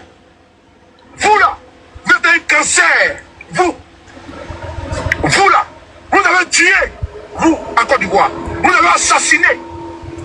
Avant que Guillaume Soro prenne les armes là, nos frères étaient des martyrs. Ok? Étaient des martyrs en Côte d'Ivoire. On a souffert les martyrs. On a souffert les martyrs. Et donc vous là, vous ne pouvez pas parler de Guillaume Soro étant un criminel. Non, vous ne pouvez pas. Parce que vous là, vous êtes trempés jusqu'au cou. Vous, les jusseurs, vous baissez les femmes ici à gauche à droite. Depuis que vous êtes au pouvoir, vous avez fait quoi? Les professeurs qui étaient au pouvoir, vous avez fait quoi? Étant au pouvoir là, vous avez fait quoi? Vous avez construit une route, un hôpital, un dispensaire, une école. Vous avez passé votre temps à payer les RAF4 à donner aux petites filles, à les baisser de gauche à droite. Vous donnez des leçons, vous ne pouvez pas donner des leçons.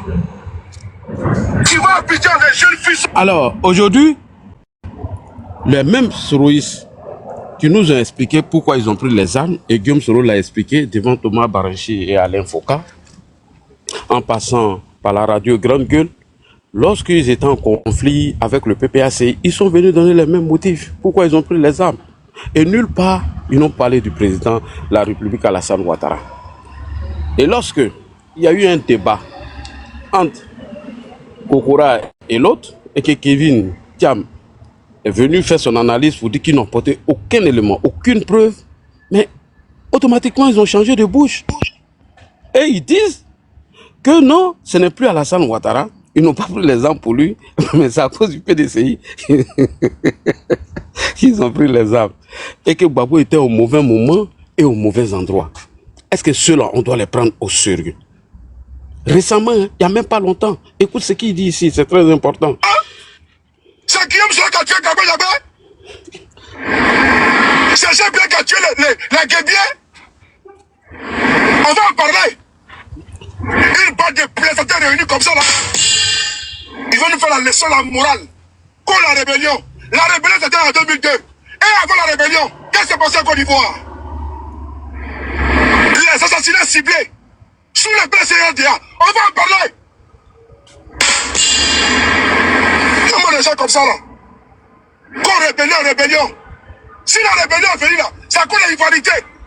Gbagbo a été au mauvais moment, au mauvais endroit. Je le dis encore une fois de plus. La rébellion là, c'est à cause de l'ivoirité de ça. Déjà qui les autres. Bon, où est la cohérence dans tout ça, bijoux d'Afrique? Où est la cohérence? Hier, ils nous disaient qu'ils ont pris les armes parce qu'il y avait l'ivoirité et Gbagbo jassait leurs parents. Ils ont pris les armes parce que les Gbagbo là n'étaient pas sérieux. Voilà ce qu'on les a fait. Et aujourd'hui, qui ne sont plus d'accord avec le PDC RDA, c'est à cause de l'ivoirité. Et Gbagbo était au mauvais moment et au mauvais endroit. Maintenant, je vais vous laisser un dernier message de Soulé. Vous les pro-Gbagbo, égarés, perdus, vous les pro-Gbagbo, vous pensez que Guillaume Soro va venir vous donner le pouvoir. Il dit que vous n'êtes pas sincère. Hein? Non, non, non, non, non. Il dit que vous êtes des hypocrites. Si vous pensez qu'eux vous suivent pour prendre Gbagbo, venir le déposer au pouvoir, vous rêvez. Et c'est terminé. Et qui vont vous manipuler parce qu'eux n'ont aucun militant pour créer le rapport de force. C'est si vous les égarez, les perdus là, qui vont compter sur vous pour créer le rapport de force. Il dit donc, oubliez-les. Soulé, ton dernier message aux pro-Gbagbo perdus et égarés là, qui pensent que Guillaume Soro va venir prendre un pouvoir pour leur donner. Écoutez bien, hein. Parce que je l'ai dit ici, les pro-Gbagbo là, les gars là, ils ne sont pas sincères. Moi je le dis, je répète, hein. Oui. Les gars ne sont pas sincères. Ils n'ont jamais été sincères. Ce qu'on appelle les gars là, ils ne sont pas sincères. C'est des gens, ils pensent que nous les soristes là, on est derrière eux, on va les accompagner à prendre Gbagbo de la prison pour l'envoyer n'est-ce pas, au palais présidentiel. Il faut leur dire que Gbagbo là, c'est pas Mandela. Il faut leur dire que Mandela a fait 27 ans en prison là. Gbagbo n'est pas Mandela. Hein. Et donc Gbagbo ne sortait pas de la prison pour aller au palais présidentiel. Jamais. Si votre Gbagbo là avait laissé le pouvoir en 2010 là, on n'en serait pas là. Effectivement. Gbagbo n'est pas un Bouddha. Oui. Gbagbo n'est pas un temple. Gbagbo n'est pas le Vatican. Gbagbo n'est pas un messie. Gbagbo n'est pas un prophète. Et donc Guillaume Soro n'a pas allé se procéder devant Gbagbo. Il faut que vous mettez ça dans votre tête. Gbagbo a déjà eu 10 ans de pouvoir. Et il a perdu le pouvoir, c'est terminé. C'est fini. Si vous pouvez prendre maintenant un autre leader, prenez-le. Mais Gbagbo, s'il sort de la prison, il va aller se coucher à maman. Il va être, n'est-ce pas, un acteur politique, mais il va donner des conseils. Mais pour vous dire que Gbagbo a venu encore au pouvoir, vous rêvez debout. Il rêve. Voilà, vous rêvez debout. C'est tout. Il rêve debout. Donc, il faut dire ça à ces pro-Gbagbo qui pensent que Guillaume Soro va venir leur donner le pouvoir. Malheureusement, Bijou, comme je le disais tout à l'heure, je reprends le travail à midi parce qu'on a une journée double. Et donc, je vais laisser un petit cadeau encore pour les pro-Gbagbo. Lorsque, en 2021, Michel Gbagbo avait saisi la juge Sabine Kéris, afin que Guillaume Soro vienne répondre à sa plainte. Mais on a vu Soulé dans tous ces états. Il a dit ici que c'est des panafricains, des manipulateurs et des menteurs. Et que le président Ouattara, c'est lui qui a capturé Gbagbo. Il a pris dans son trou quelqu'un qui était dans un hôtel, arrête un président. Donc Soulé, fais un peu de show avant de mon boulot, parce que Bijou t'aime bien. C'est parti. Avec Guillaume Soro.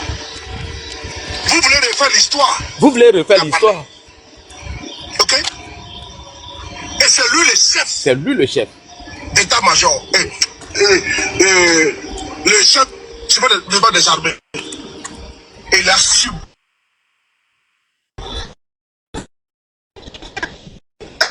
Vous n'êtes pas honte. Non, pas honte. Vous n'êtes pas honte. Eh.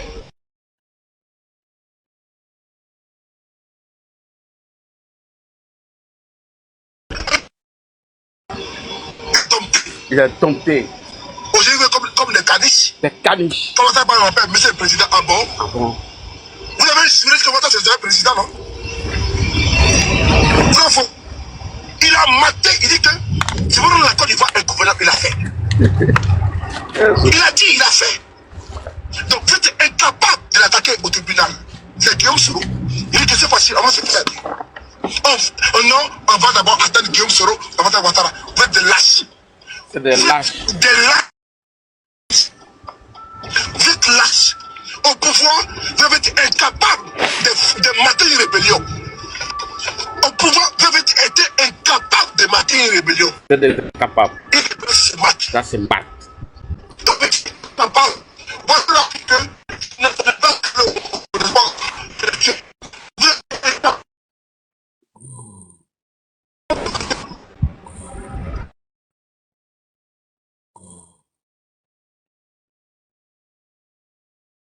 S'il vous plaît, tapotez, tapotez, tapotez pour que ça puisse passer. S'il vous plaît, tapotez. De les faire.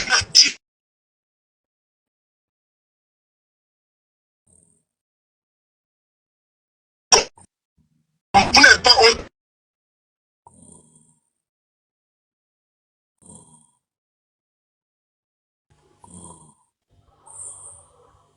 Bon, Ladji, je crois que tu es bloqué de ton côté. Hein.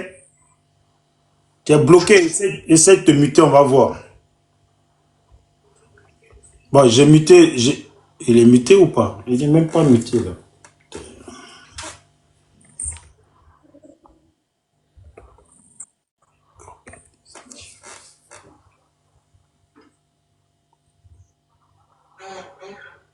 Ah, j'arrive pas à le muter en plus. Tabachi, tu es là? Je le descends parce que... Il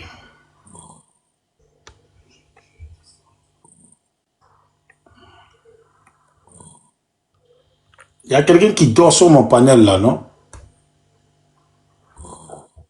Regarde-moi, un noir encore.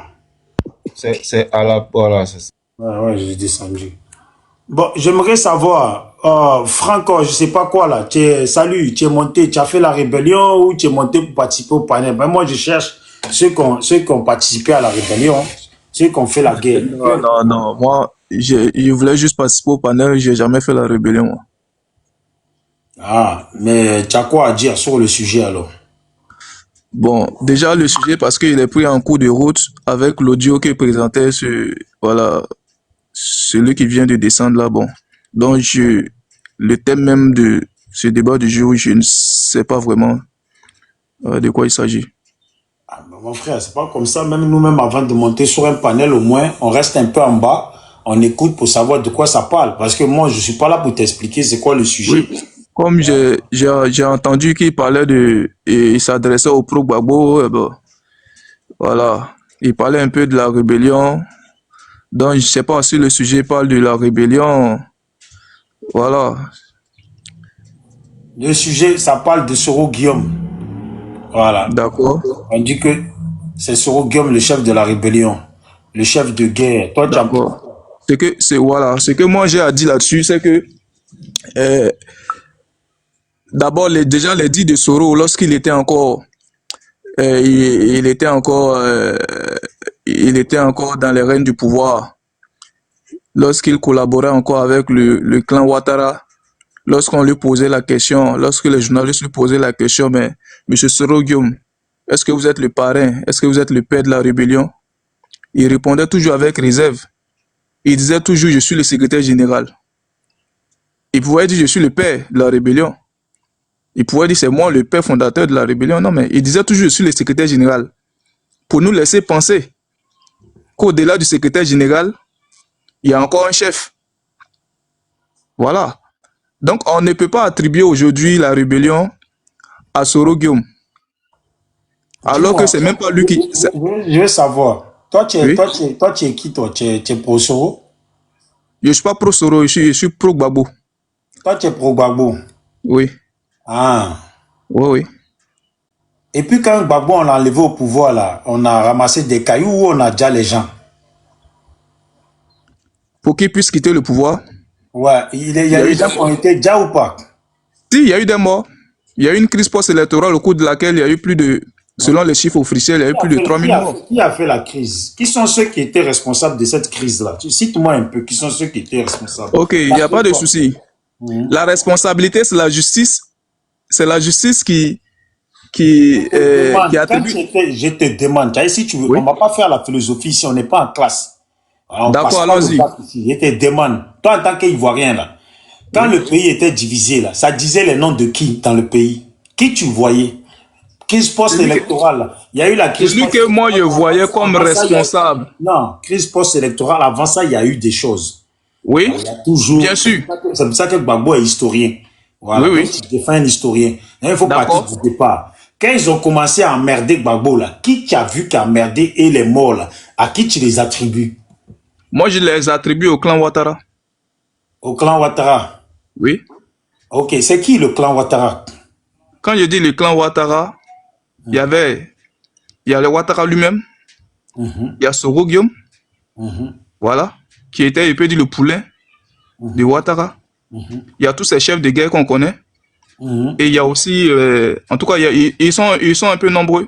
Voilà, c'est tout cela que moi j'appelle le clan Ouattara. Voilà, donc le clan Ouattara, ils ont déjà les Ivoiriens, non? Bon, ce que je dis, c'est quoi? Ce que moi je dis, c'est Moi, quoi? je te demande une On question. parle C'est de... pas ce que tu dis.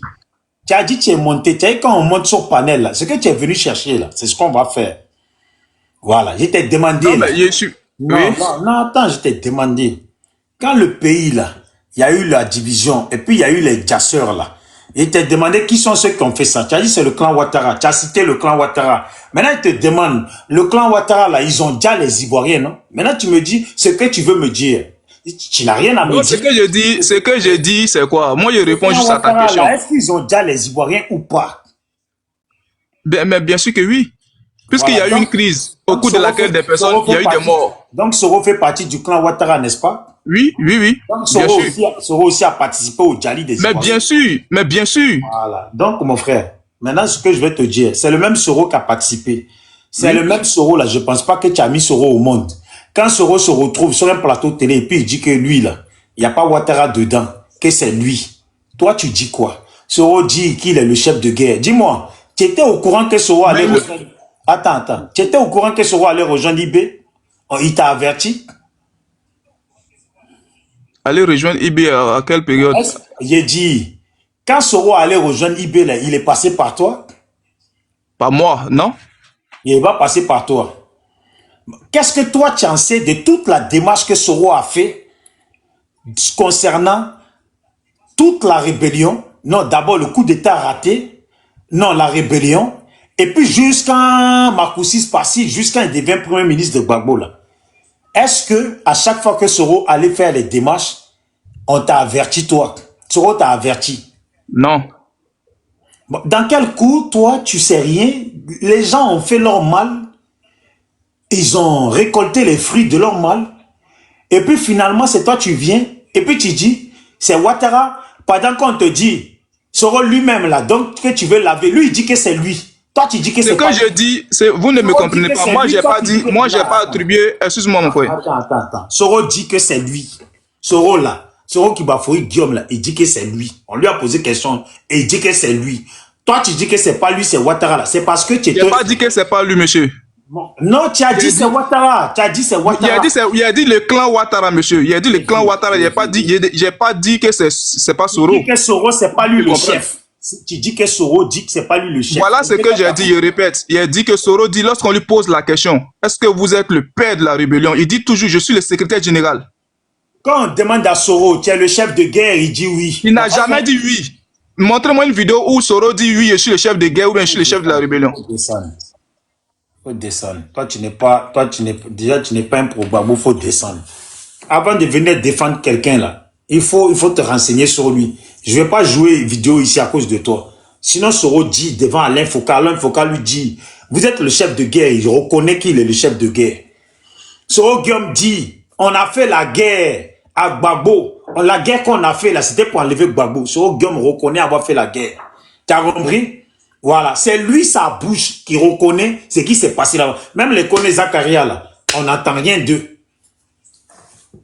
C'est comme ça là, quand vous n'êtes pas probable, quand vous venez sur les panels là, c'est le pauvre Gbagbo qui souffre. Quand vous montez, vous pensez que pour pouvoir rester sur panel là, il faut dire que vous êtes pro-Gbagbo. Et puis après maintenant, tu vas raconter ta merde. Toi, tu vas raconter des milliers, des centaines de milliers de vidéos de Soro qui sont versées sur la toile là. Toi, tu vas me dire, Soro n'a pas dit ça. Regardez-moi celui-là. Attends que je te remarque. Je te remarque pour voir si la prochaine fois, toi encore, tu vas monter sur mon panel. Regardez-moi des foutaises comme ça. Que Soro n'a rien dit. Va là, va. Le temps que tu es là, il faut tapoter. En même temps que tu tapotes là, tape Alain Foucault et Soro Kibafoui Guillaume. Je voulais faire une motion. Non, il n'y a pas de motion. Non, on ne fait pas de motion à des gens comme ça. Non, je voulais. En fait, c'est le gars. Toi, tu sais qu'il ne monte pas. Le Non, gars mais qui parlait, lui, c'est à lui que je non, voulais c'est pour ça parler. que je te dis, lui là, on lui fait pas de motion. C'est de lui que je parle. Aïe, tu vas faire motion de quoi? Il dit qu'il est pro-Gbagbo. L'homme, mes nouvelles méthodes là, c'est de dire ils sont pro-Gbagbo, alors qu'ils sont soroïstes. Parole qu'il a parlé, là, c'est ses paroles. Kevin, 2 minutes s'il te plaît, puis je descends. Je suis en train de conduire, j'ai garé. En fait, dans le nouveau pacte social qu'a présenté le président Laurent Gbagbo, hier, le secrétaire général, l'ancien secrétaire général Jean-Gervais Téhédé, il a fait une conférence de presse dans laquelle il a noté ce qui est arrivé à la Côte d'Ivoire Dans le pacte social de Gbagbo, on dit qu'il aura la justice. C'est de ça qu'on parle. Maintenant, Soro Guillaume, là, il a dit que Draman, là, il ne peut pas, lui, il était chose, il ne peut pas payer les armes, que c'est lui. Mais quand il aura la justice, mais il va venir dire qui était son patron.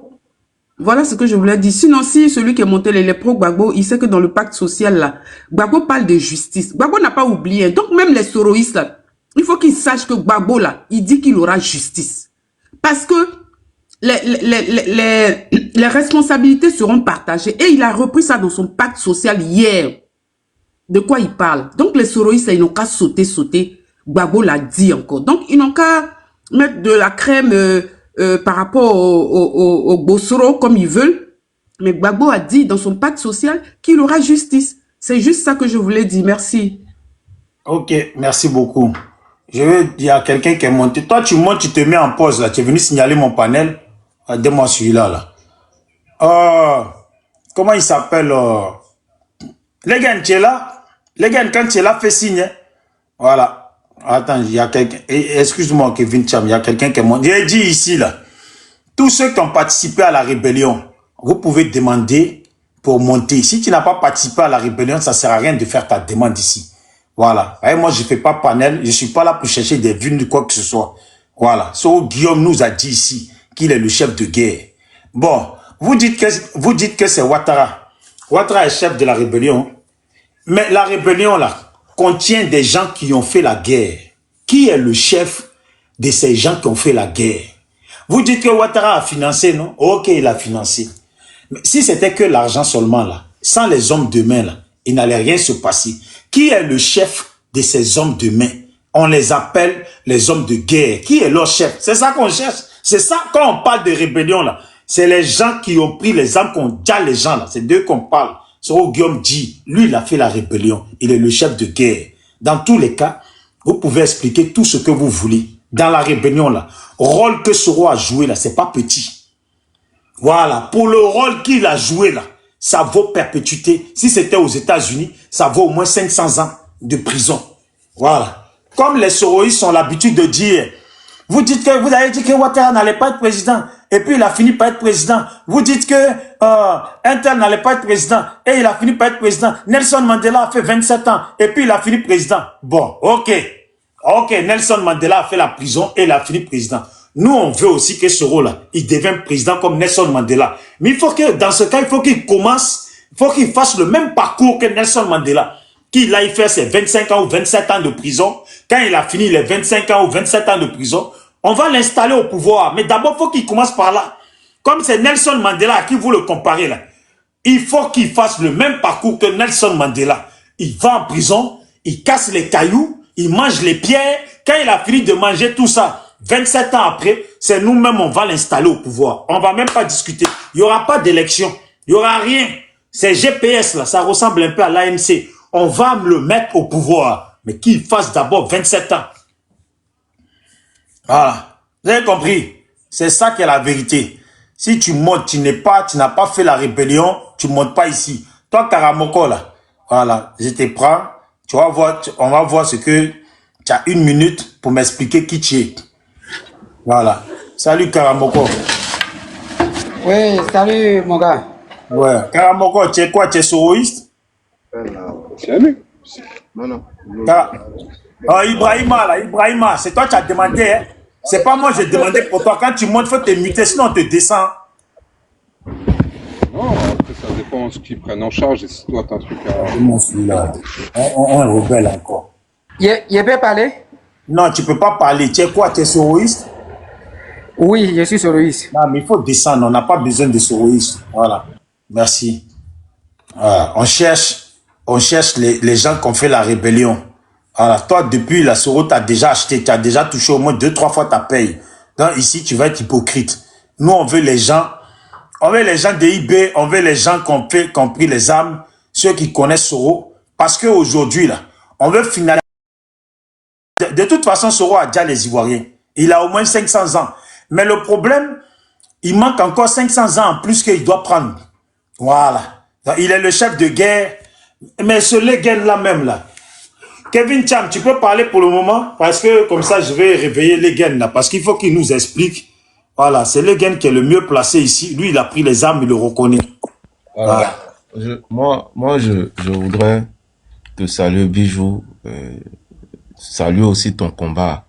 Parce que ça fait quand même plusieurs... Je pense que c'est toi-même qui as été le centre. Sinon, l'initiateur de ce combat-là. Finalement, au fur et à mesure, les gens ont compris la pertinence, je vais dire, de ce combat. Et beaucoup de personnes aujourd'hui se reconnaissent dans ce combat que tu mènes depuis longtemps. Moi, je me prononce ici comme un Ivoirien, d'accord? Je mène même de côté mon appartenance politique parce que ça n'a rien à voir avec ce que je suis en train de dire. J'ai été, à cette période-là, Ivoirien aussi comme tout le monde, et je le suis encore. J'ai vécu la crise.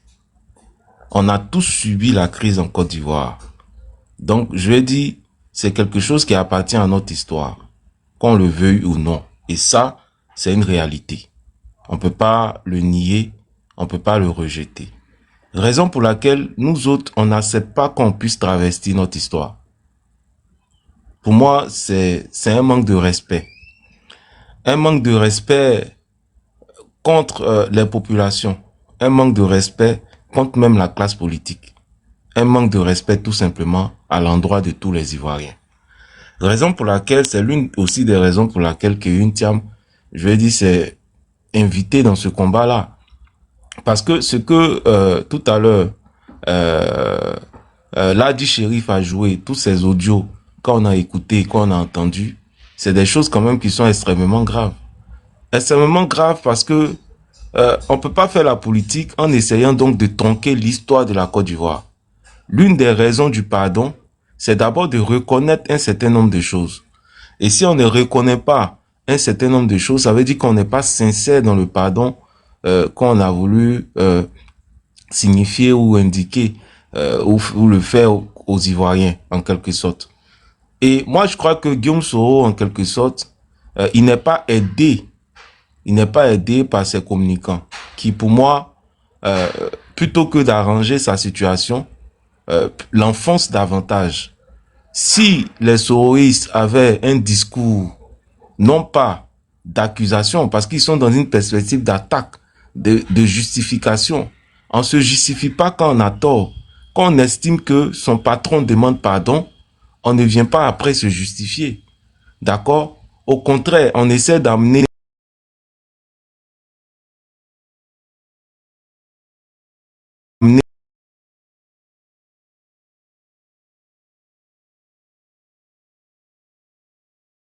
dans une logique de dire qu'on va se justifier coûte que coûte, quand bien même il faut manipuler l'histoire, ou bien même il faut attaquer certains partis politiques, ou rejeter la responsabilité sur d'autres mouvements partis politiques en Côte d'Ivoire. Ça, c'est des choses que je pense que nous ne pouvons pas accepter. Personnellement, nous ne pouvons pas accepter parce qu'on est contemporain de l'histoire, on sait ce qui s'est passé en Côte d'Ivoire. Sur la question de la paternité de la rébellion, moi, j'ai toujours été clair. Et ça date même pas d'aujourd'hui. Depuis que moi, je fais des panels, je mets même quiconque au défi de me dire le contraire. Moi, j'ai toujours dit que cette histoire de rébellion-là, moi, je peux jamais parler du président Alassane Ouattara comme étant le père de cette rébellion. Pour une raison assez simple. Alors, et Ladi a fait une démonstration. Le président Guillaume Soro, sinon monsieur Guillaume Soro, je peux l'appeler président hein, parce qu'il a été président de l'Assemblée nationale de Côte d'Ivoire. Donc, à ce titre-là, je peux l'appeler président. Donc, quand j'utilise le terme président, je me réfère surtout à ça, au poste qu'il a occupé en étant justement président d'une institution et non comme président des GPS parce que le GPS est un mouvement qui est dissous en Côte d'Ivoire, qui n'existe pas. Et ça, je veux dire, c'est une réalité, hein. C'est la loi. Il y a une décision de justice qui a donc dissous GPS. Donc, je peux encore l'appeler président parce qu'il a occupé justement le pêchoir de notre Assemblée nationale. Donc, quand je regarde aujourd'hui Guillaume Soro, si on rentre dans le temps et qu'on prend son discours ou le discours de l'homme, il y a une forme de cohérence. Et ça, c'est ce que, excusez-moi du bruit, je sais pas si le bruit là vous dérange. Il y a des travaux là. Donc, je vais me déplacer un peu pour éviter que, voilà. Donc, comme je l'indiquais, on peut noter donc la la cohérence de l'homme, d'accord, qui a toujours affirmé que le président Ouattara n'était pas le père de la rébellion. Et ça, là, je vais dire que c'est une évidence. C'est une évidence. Donc, pour moi, il s'agit pas d'accuser les uns les autres. Non. Guillaume Soro doit assumer, effectivement, c'est moi qui ai fait cette rébellion, je demande pardon. C'est tout. Mais faut pas chercher à justifier. Tantôt, quand le PDC, et puis ne cherchez pas à nous complexer. Parce que, en faisant ça, là, vous empirez la situation. Vous empirez la situation. C'est-à-dire, vous aurez en face une adversité contre ce que vous êtes en train de faire. Or, je pense que l'adversité n'est pas bonne aujourd'hui pour votre champion. Vous pouvez pas venir dire que vous avez pris les armes parce qu'en Côte d'Ivoire, il y avait une ségrégation. Vous ne pouvez pas dire que vous avez pris les armes parce qu'on ne pouvait pas porter boubou. En tout cas, sur la question du boubou, là, c'est faux. Parce que nous autres, là, on a été en Côte d'Ivoire. Mais Kevin tient même qui parle, là. Mais moi, dans ma famille, il y a des musulmans. Dans ma famille paternelle, mais il y a plein de musulmans. Moi, j'ai été surpris une fois d'aller dans une dot à Abobo concernant un oncle là. Et puis, j'arrive, et puis je vois que dans ma famille, mais c'est quasiment tous des musulmans. Des personnes que je connaissais pas, mais qui ce sont les gens de ma famille, ce sont quasiment tous des musulmans. D'accord? Donc, on n'avait pas ce problème-là. Et c'est ma famille. D'accord? Moi, je suis chrétien, mais c'est des musulmans, mais c'est ma famille, c'est mon sang. Donc, on n'avait pas ce problème de boubou là. Ça, vraiment, c'est une manipulation. C'est une manipulation parce qu'on est mélangé. Parce que en Côte d'Ivoire là, je veux dire, c'est un mélange culturel, c'est un mélange de religion, c'est un mélange de tout. C'est ça qui fait notre particularité, notre singularité. D'accord? Donc cette histoire de boubou, il y a eu beaucoup de manipulations dedans. Au contraire, là, Guillaume Soro doit venir, au contraire, peut-être blanchir le président Gbagbo sur un certain nombre de choses, s'il estime. Mais jusqu'à aujourd'hui, là, s'il ne le fait pas, ça veut dire que tout ce qu'il a dit, là, il le pense, et que c'était une réalité. Donc, si tous ceux qui soutiennent Gbagbo aujourd'hui, soutiennent aujourd'hui Guillaume Soro, ça veut dire que les Soroistes là avaient raison. C'est que Soro a raison. C'est que Gbagbo était dictateur. C'est qu'il y avait l'apartheid, sinon la ségrégation en Côte d'Ivoire. Mais attendez, est-ce que vous êtes d'accord qu'en Côte d'Ivoire, il y avait une forme de ségrégation? C'est vrai, on peut critiquer certaines choses. Tout n'est pas parfait. Que ce soit même la gouvernance du PDCI, tout n'est pas parfait. Que ce soit la gouvernance du président Gbagbo, tout n'est pas parfait. Mais pour dire qu'il y avait une ségrégation, est-ce que c'est réellement le cas? Guillaume Soro a utilisé des mots assez forts pour justifier sa rébellion. Et une rébellion qui n'avait pas de sens. Je vous dis pourquoi cette rébellion n'avait pas de sens. Parce que dès que le président Gbagbo arrive au pouvoir, l'une des premières choses qu'il fait, c'est d'organiser un forum de réconciliation nationale. Je répète, cette rébellion-là, on ne peut pas la justifier. C'est-à-dire, les soroistes, même Soro, on ne peut pas justifier cette rébellion-là. Pourquoi? Parce que dès sa prise de pouvoir, là, dans les mois où monsieur, votre micro, s'il vous plaît.